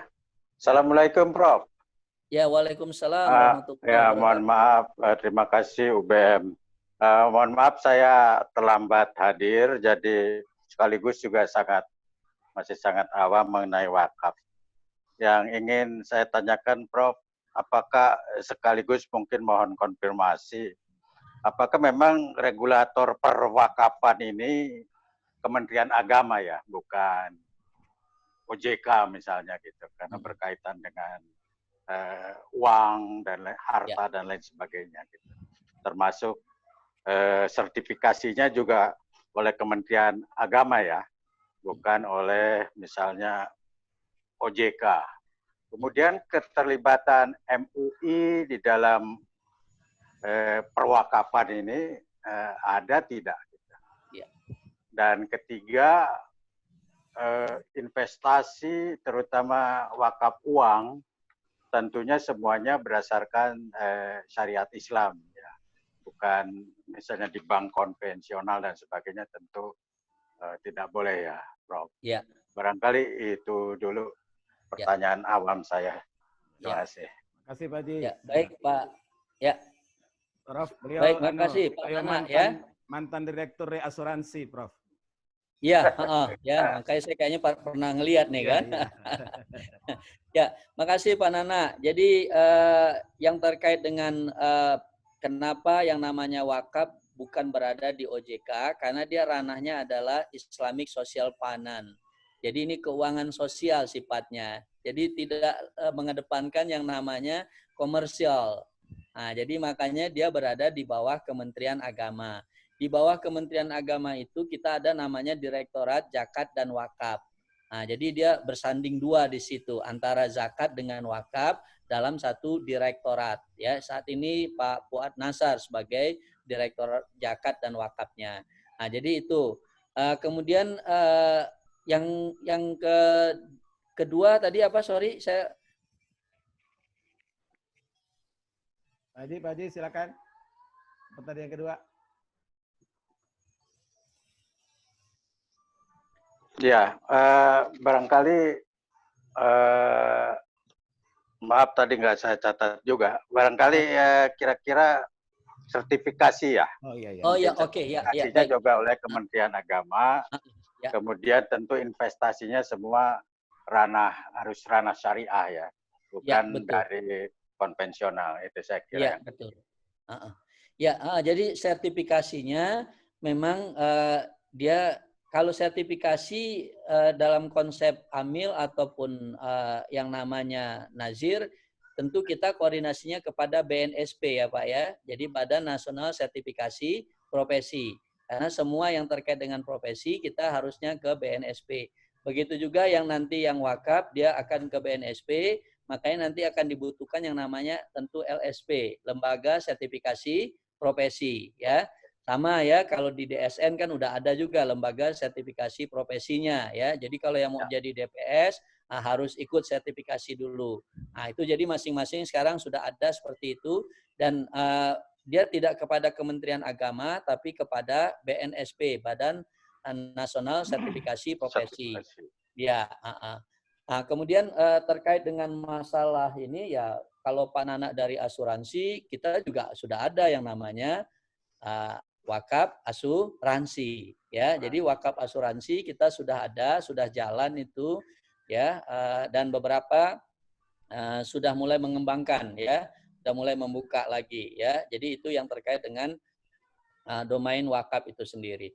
Jadi makanya investasinya nggak boleh Pak ke yang sifatnya konvensional. Jadi dana wakafnya ditaruh di bank konvensional, nggak boleh karena ada ketentuannya tadi ya, yang sesuai dengan prinsip syariah ya. Betul. Oke, ini ada satu lagi Prof, nambah. Ya boleh, boleh. Iya, ya karena keawaman tadi dan hanya semangat waktu itu untuk membangun masjid. Kebetulan saya dipercaya sebagai bendahara yayasan. Kami berinisiatif menerbitkan sertifikat wakaf untuk beli tambahan tanah masjid seluas 600 meter persegi. Jadi sertifikat wakafnya itu per meter persegi sekitar 600.000. Waktu itu sesuai dengan harga NJOP. Kebetulan ada nego dengan pemilik tanah. Nah, alhamdulillah dalam kurun 3 minggu itu sampai saya mengumumkannya di masjid sampai menangis. Hanya 3 minggu mendapat 600 juta, kemudian untuk membeli tambahan tanah masjid. Itu gimana, Prof, untuk mengamankannya sekaligus juga memformilkan lah supaya tidak salah jalan. Nah, itu kami simpan memang sampai sekarang para wakif per meter persegi itu.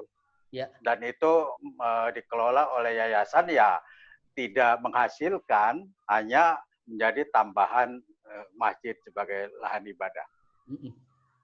Ya itu aja. Baik. Ya, jadi yang pertama jangan lupa nanti Pak, kalau masjid itu dia ada 2 konsep ya. Yang pertama ada konsep memang bukan wakaf dia, ya, makanya dia perorangan pengelolanya.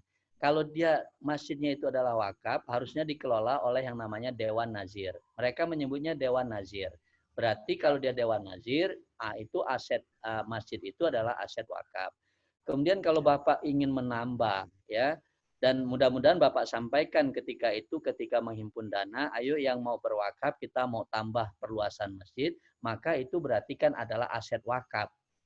Nah, beda Pak, kalau bukan aset wakaf bisa aja di aset infak ya. Nah, beda karakteristiknya. Nah, kalau memang dia adalah aset wakaf, maka tadi yang saya katakan, Bapak kan bertugas sebagai nazir kalau memang sudah ada izin nazirnya nih ya. Nah, jadi kalau bertugas sebagai nazir, maka nanti nazir harus segera membuatkan yang namanya tadi saya sebut dengan akta ikrar wakafnya. Kemudian yang kedua segera ke PPAIW, ya, pejabat pembuat akta ikrar wakaf, supaya legal standingnya nanti Bapak aman. Siapapun yang menggantikan kepengurusan berikutnya, dia sudah aman karena sudah ada legal standingnya. Ya, jadi itu yang perlu segera dicek, diurus terkait dengan penambahan. Niat baik terkadang bisa jadi orang akan berbicara beda nanti Pak. Tapi ketika kita udah buat secara tertulis, silakan orang berkata yang tertulis yang akan bicara nanti. Nah, ini yang harus kita tekankan. Jadi segera Bapak urus terkait dengan masalah akta ikrar wakaf atau di PPAIW tadi, supaya legal standingnya kuat nanti. Andaikan masjid Bapak belum sebagai nazir, ya saran saya tidak ada salahnya segera untuk sebagai nazir wakaf uang, sehingga akan secara formil bisa menghimpun terus ya dana-dana wakaf uang untuk pengembangan masjid. Nah, itu dia konsepnya ya Pak ya. Begitu Pak Nana ya. Ya, sama-sama. Oke, ini ada lagi catatan dari Mas Asep ya. Izin bertanya lagi, Prof. Huda, apakah BWI wilayah bisa menghimpun wakaf uang? Ini sekali lagi saya katakan BWI dimungkinkan untuk membuka yang namanya Badan Kenaziran, ya, supaya tugasnya itu jangan langsung oleh BWI. Jadi ada badan tersendiri yang dibuat oleh BWI. Sebenarnya memang saya pribadi menganggap sebenarnya nggak nyaman sebenarnya ya. Nah, kok ada juga, ini nanti bisa jeruk makan jeruk. Tapi sekali lagi mohon maaf, undang-undang mengakomodasi itu. Ya, makanya kita buat secara profesional.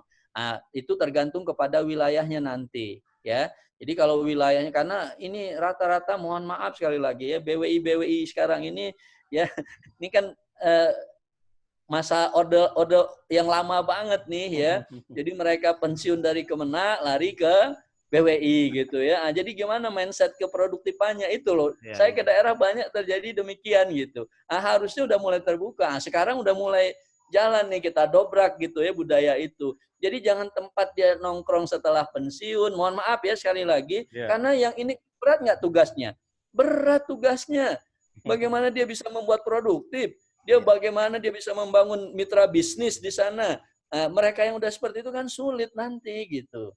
Nah, itu yang banyak terjadi. Makanya saya katakan profesional yang kita cari, yang profesional gitu. Ya, jadi untuk setiap daerah, nah itu tergantung daerahnya masing-masing ya. Nah, kemudian terkait dengan masalah kasus di daerah yang BWI hanya mendata tanah wakaf saja, jadi tidak produktif. Jadi selama ini kasus tanah wakaf di daerah saya paling mentok menjadi makam lagi. Itu yang tadi, jangan BWI-nya nggak boleh disalahkan juga ya. BWI nggak ada honornya kecil, tuh ya. Jadi mohon maaf nih dibuka nih maksudnya, karena memang kita pejuang di sana gitu. Ya, jadi karena kita mau cari yang saya katakan tadi loh. Ya, kita mau mencari yang tadi nih, ada ilmu yang kita kasih ke orang lain dan bermanfaat, itu juga jadi sodako nggak buat kita nanti? Jadi sodako. Nah, jadi bisa dimaklumi. Ya, kadang-kadang mohon maaf banget saya katakan. Ada yang anggarannya cuma 100 juta saya ke daerah. 100 juta 1 tahun, BWI bisa berbuat apa? Yang di daerah loh. Nah, kalau yang di pusat kan kita enak. Kenapa enak? Oh, kita bisa berkolaborasi kan? Ya, jadi ide kita jual, kita kolaborasi orang yang punya uang. Kan begitu kan logikanya? Nah, tidak semua dimiliki oleh yang di daerah gitu. Jadi mohon juga dimaklumi seperti itu.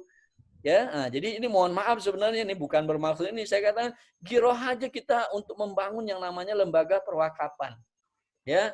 Nah, jadi artinya saya mau mengatakan ini untuk mengatakan ya jangan disalahin BWI gitu. BWI tadi anggarannya ke daerah 100 juta, saya katakan bisa apa sih dia ngadain workshop udah habis tuh ya kan. Nah, secara logikanya bagaimana dia mau bisa membantu? Makanya tadi saya katakan kalau yang cerdas dia buka badan kenaziran. Badan kenaziran dia akan mengelola, memproduktifkan aset. Dia dapat sesuai ketentuan undang-undang berapa tadi? 10%, ya kan? Nah, dari situ dia bisa juga menghidupkan. Nah, jadi memang harus sangat kreatif di sana, ya. Kemudian ada Pak Badrudin, jika umat Islam dan para manajer lembaga kawan pendidikan paham wakaf, maka kita akan mampu mengalahkan potensi zakat dan wakaf. Karena untuk berwakaf tidak ada syarat nisab dan haul. Oke, betul, saya setuju ya Pak ya, sangat betul sekali. Nah, makanya saya katakan pejuang-pejuang di wakaf, saya harus katakan lebih berat dibandingkan pejuang di zakat. Kalau di zakat, kasarnya saya coba bilang, misalnya Ustadz jangan lupa ya, Quran surah At-Taubah ya. Nah, hati-hati kalau kita nggak bayar zakat, inilah hukumannya. Baca Quran surah Ali Imran nanti, ya ada ular yang akan melilit kita nanti. Nah, itu. Kalau wakaf mau diancam apa kita? Nah, jadi dimensi kesadaran itu yang kita bangkitkan di sana. Ya, ketika nilai itu yang dalam konsep riset saat ini nilai religiusitas masyarakat itu lagi meningkat. Merasakan nggak kita religius masyarakat meningkat sekarang? Ya, coba lihat aja sekarang. Pondok-pondok gimana? Waduh, penuh. Ya, kalau dulu pondok apa? Zaman-zaman saya tuh pondok gimana tuh? Pondok itu kalau anak bandel taruh di sana. Ya kan? Nah, kalau sekarang enggak, untuk orang-orang cerdas larinya ke pondok. Supaya nilai emosionalnya juga, nilai ilahiyahnya juga dia masuk di sana. Tuh, itu yang terjadi. Jadi manfaatkan momen di mana ya nilai-nilai itu sedang diangkat ke dalam kepermukaan. Ya, ini konsepnya luar biasa sekarang. Makanya terus kita berjuang, kita berdakwah. Ya, jadi sama-sama ya. Nah, jadi memang artinya apa? Nah, kita masih sangat mungkin untuk melakukan itu. Ya. Nah, berikutnya ya saya lihat lagi ada Pak Trisno. Di mana perbedaan tupoksi antara BWI dan Direktorat Zakat dan Wakaf? Goods ya, Goods pertanyaannya kita udah dudukkan itu Pak Trisno ya, waktu itu khusus kita ada kurang lebih 2 hari dengan Kementerian Agama ya supaya jelas antara ranah BWI dengan ranah Kementerian Agama ya. Jadi makanya kalau untuk wakaf tanah sebenarnya itu adalah ranah dari Kementerian Agama, wakaf uang itu adalah ranah daripada Badan Wakaf Indonesia. Jadi kalau ada cash wakaf link sukuk, maka BWI masih bisa karena uang tadi ya. Nah, jadi itu ranah-ranahnya sudah kita pilah gitu ya terkait dengan masalah ranah-ranah tupoksi antara BWI dengan Direktur Zakat dan Wakaf ya. Terima kasih ya. Nah, kemudian yang berikutnya masih Pak Badrudin ya. Honorable, ya. Mohon maaf saya tidak bermaksud apa tadi menyampaikan itu ya. Jadi maksud saya supaya teman-teman jangan menyalahkan BWI yang ada di daerah gitu ya. Jadi artinya secara esensial seperti itu. Ya, beda loh Pak. Tadi yang saya katakan kalau di zakat gimana? Kita ngumpulin udah bagi-bagi dapat berapa kita? 12,5%. Kalau ini nggak dapat kita kalau tidak kita kelola ya. Bapak nitipkan wakaf 100 juta, saya kelola, dapat untung saya 10 juta, saya dapat berapa? 1 juta. Ya kan? Dapatnya 1 juta dari apa yang kita kelola. Kalau untung, tadi ada pertanyaan kalau rugi, itu dia yang berbahaya. Ya. Nah, jadi memang ya harus ya keadaannya seperti itu, tapi yang sekali lagi saya katakan ini adalah nothing tulus kita ya. Nah, jadi supaya lebih apa? Punya semangat kita tuh yang mengelola yang namanya wakaf ya. Oke, zakat dan wakaf ya. Nah, jadi memang sangat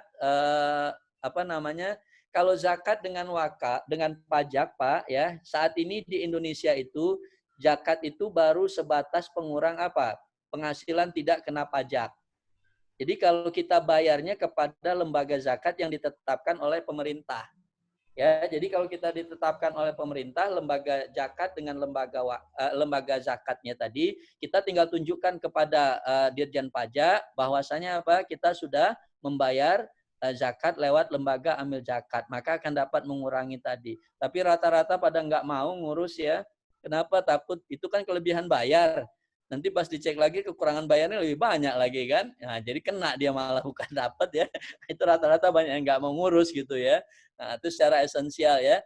Nah, jadi kalau di Malaysia sudah full dia ya. Jadi ya kalau kita punya kewajiban pajak 15%, udah bayar zakat 2,5%, ya tinggal bayar sisanya. Ya, nah, itu dia udah full di sana. Nah, jadi kalau mau lebih bagus lagi zakat itu, mohon maaf ya, dulu saya pernah diskusi, sebenarnya bisa ada ranah masuk ke PNBP, pendapatan nasional bukan pajak, supaya apa? Yang bayar pajak lebih banyak lagi, yang bayar zakat lebih banyak lagi, karena udah masuk ke ranah negara. Sekarang ada nggak hukuman yang nggak bayar zakat? Nggak ada ya?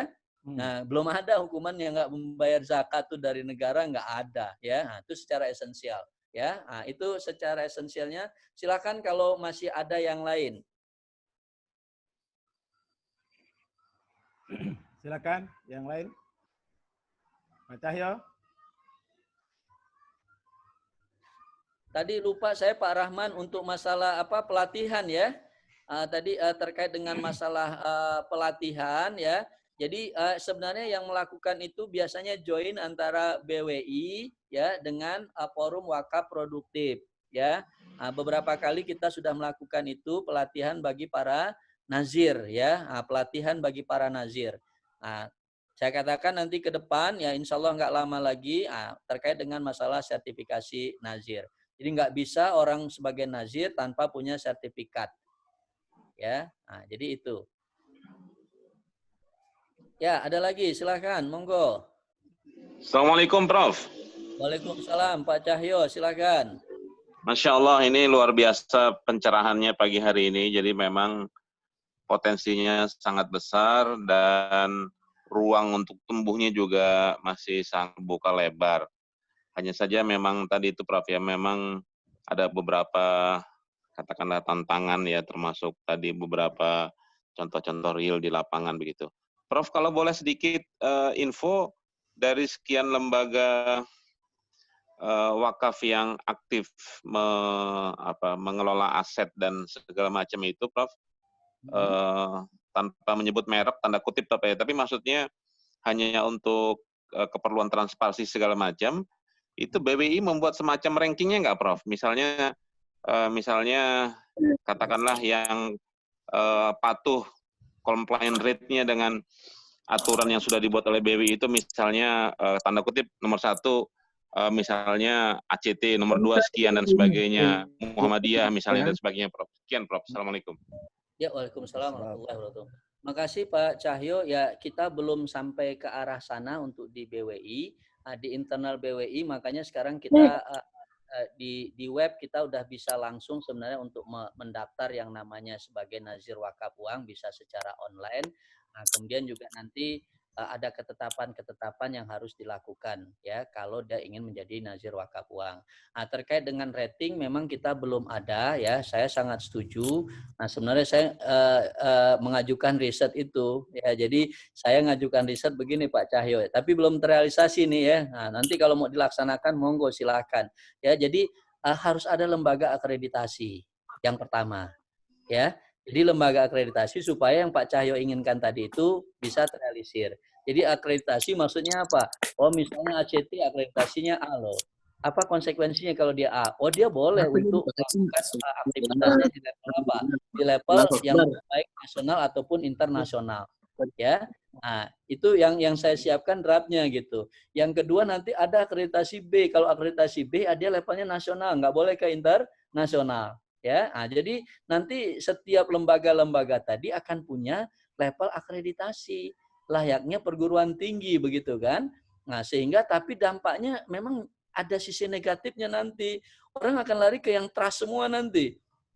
Ya kan? Nah, profesional lari ke yang trust nanti yang dibawa pada teriak-teriak nih gara-gara ketetapan ini nih ya kan. Bisa jadi masalah nih katanya kan.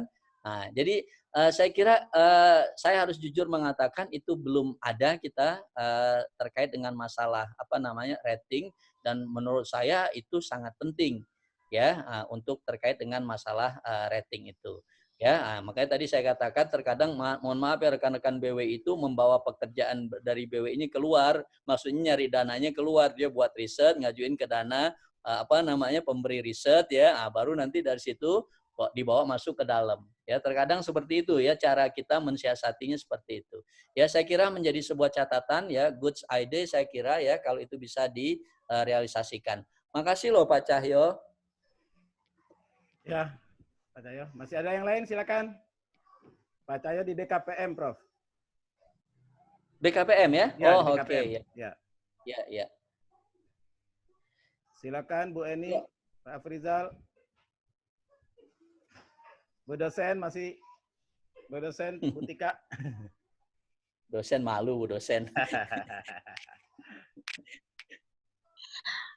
Terus saya menyimak terus Prof, ini cuman karena hari Minggu jadi nggak memungkinkan ini memunculkan webnya. Tapi saya terus nyimak Prof. Ya, ya. Bu dosen, ya. Alhamdulillah, barakallah. Barakallah. Kita juga sudah minta Prof Didin sama putra beliau, Dr. Irfan, insya Allah akan bicara tentang zakat. Nanti malam, insya Allah bersama Dr. Eli Maliki. Dr. Eli Maliki ini pakar gender Islam. Beliau dokter fikih perempuan, pertama lulusan Mesir. Saat ini mengelola sekolah untuk putra-putri Indonesia yang ada di Jeddah, Arab Saudi. Insya Allah malam nanti setelah tarawih, beliau akan live dari Jeddah bersama kita di Zoom juga. Silakan nanti teman-teman yang mau bergabung, monggo. Bu dosen bisa bergabung juga nanti bersama Dr. Eli. Silakan yang lain. Bapak, infonya bagaimana Pak? Infonya di chat ya Pak ya? Di room chat. Siap. Yeah.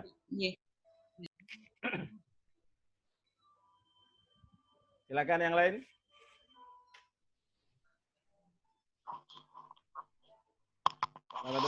Kalau begitu, terima kasih karena diberi kesempatan oleh saya diterima kesempatan baik ini. Silakan. Saya terus terang pengersa sebagai penyuluh agama Islam ini berhadapan dengan multi kompleks masalah. sudah multi kompleks lagi. Mengapa? Karena ketika kita melirik potensi umat Islam itu justru yang terbesar adalah potensi wakaf.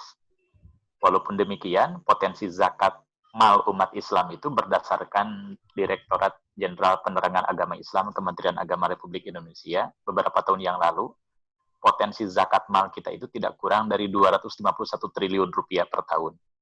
Tapi yang baru terkoneksi dengan Badan Amil Zakat Nasional baru 5 triliun per tahun. Dengan sebuah asumsi, bukan berarti umat Islam tidak suka zakat, tetapi potensi zakat umat Islam tidak dikoneksikan dengan Badan Amil Zakat Nasional tentang datanya. Ya. Jadi di unit-unit terpisah, merasa pengelola unit juga, wah ini masyarakat sudah zakat, tapi tidak terkoneksi. Dengan demikian, maka pengelola musola, masjid, ormas, pendidikan, pesantren, majelis taklim, memang wajibul kudu harus memahami betapa pentingnya peran IT. Terlebih ketika pengersa tadi sudah berbicara bahkan menguatkan potensi wakaf. Ini potensi wakaf umat Islam itu sangat luar biasa. Saya terus terang berani beropini, kalau memang ini produktif, kita bisa mengalahkan potensi pajak, terus terang. Sangat-sangat bisa. Tetapi yang tadi saya pertanyakan juga, jika asumsinya umat Islam ini sangat banyak, pertanyaannya apakah status umat Islam Indonesia masih bagaikan buih, atau memang sudah berubah status gitu. Tapi kalau sudah berubah status umat Islam Indonesia baru sampai di mana itu setelah terjadi perubahan statusnya. Dan ketika kita sandingkan dengan data kemiskinan, sekian persen umat Islam mengalami kemiskinan. Padahal umat Islam zakat tiap waktu. Tetapi yang diandalkan sayang juga, yang dijadikan konsumsi untuk fakir miskin seolah-olah hanya dari zakat fitri. Sedangkan zakat fitri sangat kecil potensinya. Per tahun, per orang hanya 2,5 kilogram beras. Sedangkan potensi zakat mal, infak, sodako, kemudian wakaf, dan sangat besar. Apalagi kalau dibandingkan dengan pajak. Saya sebagai seorang penyuluh agama Islam lewat pengersa profesor, mohon juga energi positif, mohon kepada Allah juga, bahwa umat Islam ini memang harus cerdas. Harus cerdas terus terang. Kemana kita harus mengalokasikan dana kita? Apakah ke pajak atau memang ke zakat? Pengersa tadi bertanya, apakah negara berani menghukum orang yang tidak zakat? Tetapi negara berani menghukum personal dan kolektif yang tidak berpajak. Kesaksian saya, di kantor-kantor pajak ketika akan pelaporan pajak itu, mereka sampai antri berjam-jam hanya untuk menyerahkan bukti laporan tentang pajaknya. Sampai saya perhatikan, saya ada di masjid. Ini orang yang ngantri kok tidak ke masjid ini? Pertanyaan saya, kapan kita umat Islam ini akan antri menunaikan zakat, infak, dan sedekah di luar Ramadan, tidak terkecuali di bulan Ramadan, termasuk menunaikan wakaf. Sementara umat Islam juga sekarang sudah digerus energi positifnya seolah-olah keterikatan dengan negara, dengan lingkungan itu hanya dengan pajak saja. Padahal potensi pajak itu banyak dikorup dan lain sebagainya. Hatur nuhun, mohon maaf kepada semuanya. Wassalamualaikum warahmatullahi wabarakatuh. Waalaikumsalam warahmatullahi wabarakatuh. Ya, jadi memang harus cerdas berzakat dan berwakaf. Ya, betul sekali Pak Badrudin. Potensi sangat tinggi, realisasi rendah. Tapi jangan disimpulkan tadi orang kita belum membayar zakat, karena cara pembayaran mereka yang masih sangat tradisional. Dan memang nggak ada yang salah dengan itu, ya. Mereka langsung membayar kepada asnaf zakatnya. Ya, akhirnya itulah yang tidak bisa diakomodir dalam perhitungan. Ya, nah, itu satu poin. Nah, jadi kita nggak bisa mengatakan tadi, betul sekali. Tadi saya katakan tingkat religiusitas kita lagi naik semua saat ini. Ya, coba aja kita menghimpun aja sedikit ya. Saya misalnya menghimpun aja sedikit. Ayo teman-teman kita ada untuk COVID ini, wah sebentar kumpul, nggak banyak tapi kekumpul. Artinya ada nggak ikatan emosional religius itu muncul di situ, ada ikatannya. Nah, ikatan-ikatan inilah yang kita harus bangun. Nah, cuma tadi saya katakan ya jangan cuma saya ngomong begitu, saya nggak ikut. Nah, itu salah kita. Yang tadi saya katakan ibda binafsik, kita mulai. Kalau kita mulai, kita ngajak orangnya kan enak ya. Nah, kenapa enak kita ngajak orang? Karena kita menghayati, karena kita sudah melakukan itu. Makanya tidak jarang dalam suatu forum kalau saya diundang, mohon maaf ya, kalau ada forum itu saya langsung saya buka itu. Saya diminta jelasin wakaf, saya katakan oke, ayo kita buka sekarang. Buka, ada di situ kotak wakaf, silakan yang mau berwakaf. Langsung kita praktekkan. Nah, itulah berwakaf. Coba berapa dana terkumpul? Lumayan signifikan. Nah, artinya apa secara esensial? Kita perlu seperti itu. Dia sampaikan materinya, dia kasih tahu cara melakukannya, dilakukan secara bersama-sama. Nah, kalau nggak seperti itu nggak akan bisa. Satu orang aja nggak akan mampu dia. Nah, itu yang secara esensial. Ya, nah, sekali lagi makanya nggak ada bagian kita semua tugas dakwah ini. Ya, kalau saja kita mau belajar dari sejarah Islam, sebenarnya sangat luar biasa, nggak perlu seperti sekarang ini. Ya, Umar bin Abdul Aziz, masyarakat Wilpurgis tercipta pada masa Umar bin Abdul Aziz. Hanya instrumen apa yang dipakai? Zakat instrumennya. Kenapa? Kesadaran yang sangat tinggi. Tidak ada satupun masyarakat yang tidak ingin untuk membayar zakat. Akhirnya apa? Pada satu titik Umar bin Abdul Aziz kesulitan untuk menyalurkan zakat. Kenapa kesulitan? Karena semuanya tidak mau menerima zakat lagi. Nah, itu dimensinya seperti itu. Ya, bahkan dalam bahasa ininya menawarkan hal-hal yang sifatnya apa? Ya, Umar bin Abdul Aziz menawarkan apa? Aina gharimun. Siapa yang berhutang, aku akan bayarkan, kata khalifah. Enggak ada juga. Aina nikahun, siapa yang belum nikah? Ya, enggak ada juga karena akan dibayarkan maharnya. Ya, kalau kita tanya ke UBM, jawabannya beda mungkin ya kan? ya, ya kan? Nah, itu secara esensialnya di sana gitu. Nah, tadi saya katakan momen banget saat ini di bulan Ramadan, nilai religius sangat tinggi. Nah, saatnya kita manfaatkan momen ini. Ya, nggak usah berdebat dari hal-hal yang menurut hemat saya ya terkait dengan konsep pemikiran yang sudah pasti akan ada sebuah perbedaan. Ya, ini banyak kita berdebat sekarang misalnya masalah apa nih? Sholat Jumat udah berapa kali kamu tinggal nih? 5 kali. 5 kali kamu udah termasuk kategori nih, kategori munafik kamu ini. Berdebat di sana kita. Ya, itu ranahnya nggak perlu diperdebat kalau itu. Kalau menurut hemat saya, ya. Makanya saya selalu berdakwah memilih yang namanya dakwah muamalah. Terkadang kita lupa dengan dakwah muamalah. Ya, saya tanya Pak Nana selama kerja berapa tahun Pak Nana bekerja? Berapa jam sehari dihabiskan untuk bekerja? Berangkat jam 6, pulang jam 8 malam. Ya, 12 jam. Ya, Pak Nana ibadah untuk yang mahdoh berapa? 10 menit. 10 menit juga kalau di belakangnya ada istri ya Pak Nana ya. Kalau nggak ada istri 2 menit kali selesai ya kan. Misalnya begitu. Berapa menit kita saya selalu ilustrasikan itu. Ya, bukan mau mengatakan, mohon maaf ya, bukan mau mengatakan ibadah itu lebih penting daripada muamalah. Tidak. Tolong perhatikan juga muamalah. Ya, itu yang saya katakan. Ya, kenapa aktivitas kita bermuamalah banyak. Mencari kerja muamalah kita. Berapa jam kita habiskan waktu untuk bermuamalah. Yang kedua apa? Selalu saya ingatkan teman-teman apa? Quran yang paling panjang surat apa? Al-Baqarah. Al-Baqarah ayat berapa? Ayat 282. 282 bicara tentang apa? Bicara tentang muamalah. Tegas Allah mengatakan di situ. Ya ayyuhallazina amanu iza tadayantum bidainin ila azallim musamma faktubuh. Muamalah panjang ayat muamalahnya. Berarti apa? Jangan abaikan muamalah. Itu yang saya mau titip kepada rekan-rekan semua. Ya, makanya media-media seperti ini, insya Allah kalau diminta dakwah saya akan dakwah. Ya, makanya kalau apalagi UBM yang minta, wah ini guru saya, nggak bisa saya tolak, ya kan? Nah, saya harus penuhi. Nah, saya kira itu ya untuk hari ini. Silakan nanti materi saya akan share ke UBM, ya. Nanti mudah-mudahan dibagikan untuk materinya. Ya, silakan kalau masih ada, ya. Kalau yang mau buka puasa pakai durian, pilih Pak Cahyo, ya. Nah itu duriannya udah siap ya. Silakan, Ibu Yuli, Pak Hendra, Mat Trisno belum dengaran suaranya, coba. Pak Trisno nulis aja nih kayaknya nih ya kan. Nih. Pak Jaya juga monggo.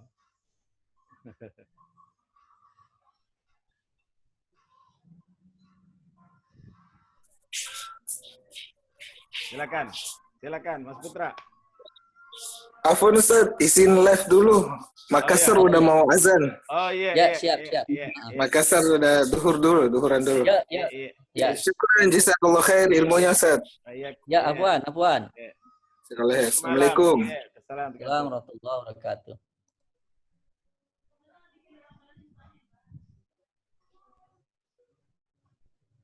Oke, nggak ada lagi? Silakan, ada lagi?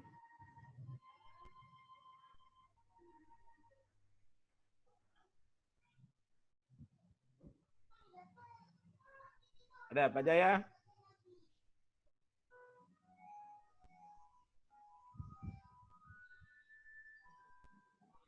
Pak Rahman pakai suara dulu Pak Rahman.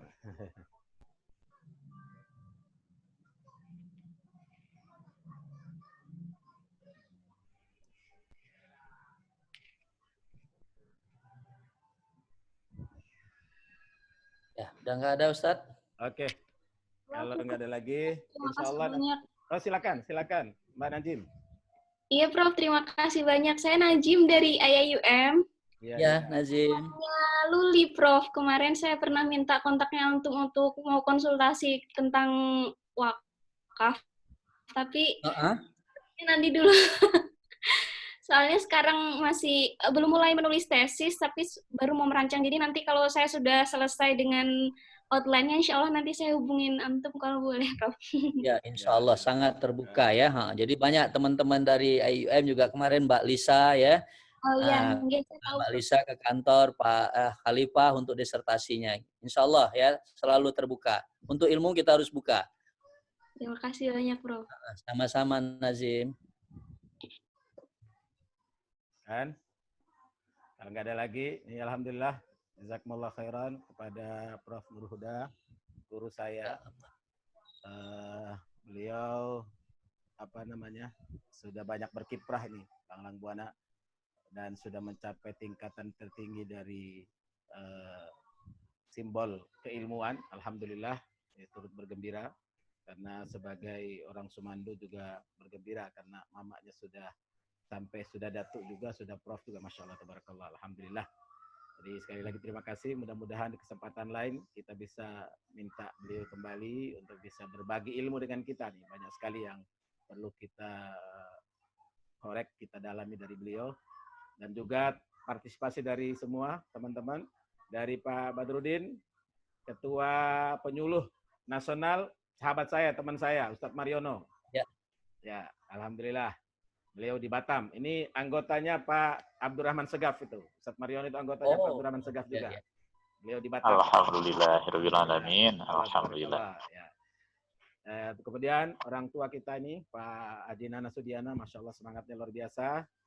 Kemudian Pak Abdurrahman Segaf, Pak Trisno, Pak Jaya, Mbak Najim, Ibu dosen, Ibu Tika, Pak Frizal, Pak Cahyo, Pak Asep, Pak Rahman Saleh, Ibu Yuli, dan teman-teman lain yang ada sudah izin duluan, permisi, dan ada yang memantau.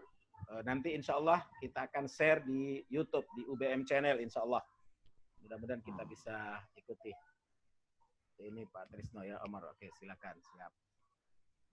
Nanti malam kita akan dialog juga dengan Dr. Eli Warti Maliki di ID meeting yang sama. Mudah-mudahan teman-teman juga bisa bergabung. Ini sekampung dengan Prof. Jadi Ibu Dr. Eli juga sekampung dengan Prof. Beliau di Jeddah. Jadi insya Allah waktu asar, setelah asar di Jeddah, akan berdialog setelah tarawih di kita. Terima kasih. Jazakumullah khairan. Sekali lagi, mohon doa buat semuanya, supaya media ini dilancarkan oleh Allah. Kita manfaatkan secara maksimal di bulan Ramadan ini. Dan kita hadirkan para narasumber-narasumber kita, para guru-guru kita. Insya Allah saya sudah hubungi beberapa guru-guru kita, para guru besar saya, Prof. Didin, insya Allah, dan putra beliau, Dr. Irfan, juga alhamdulillah sudah bersedia, tinggal mencocokkan waktu. Kemudian ada kiai-kiai dan ulama kita yang lain juga insya Allah akan turut berbagi ilmu dengan kita secara live di tempat ini. Yang sudah bersedia juga adalah Ketua Majelis Tablik Muhammadiyah dari Jogja, Kiai Haji Fatur Rahman Jamil juga sudah bersedia. Saya sedang mengontak sahabatnya Prof.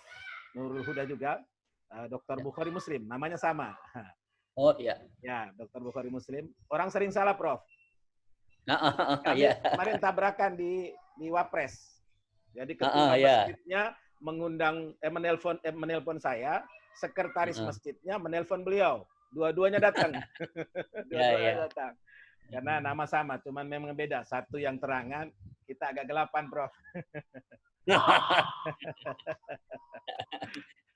Alhamdulillah, barakallahu fikum. Ini kalau Pak Cahyo ini dulu dekat sekali dengan Pak Hamzah Has. Pak Hamzah Has begitu masuk BKPM bangun masjid. Jadi Wapres bangun masjid. Jangan Pak Hamzah Has di mana-mana bangun masjid, Masya Allah. Ini salah satu yang sekarang mengelola masjid BKPM adalah Pak Cahyo ini. Alhamdulillah beliau masih mantap di sana dan mudah-mudahan satu saat jadi ketua BKPM, Insya Allah. Amin, amin. Yang lainnya, jazakumullah khairan katsirah. Kita akhiri majelis kita dengan doa kifaratul majelis. Subhanakallah. Subhanakallahumma wa bihamdika asyhadu an la ilaha illa anta astaghfiruka wa atubu ilaik. Ya Allah ya rabbal alamin. Assalamualaikum warahmatullahi wabarakatuh. Waalaikumsalam. Waalaikumsalam warahmatullahi wabarakatuh.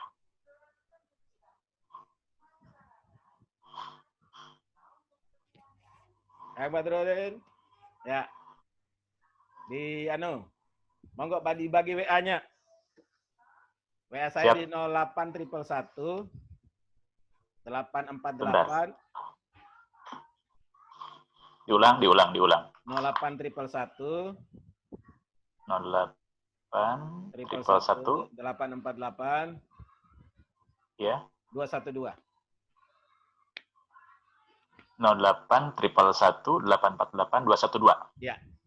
Hatur nuhun. Ya, sami-sami. Ya. Kontak-kontak nanti. Insyaallah malam kita jumpa ya.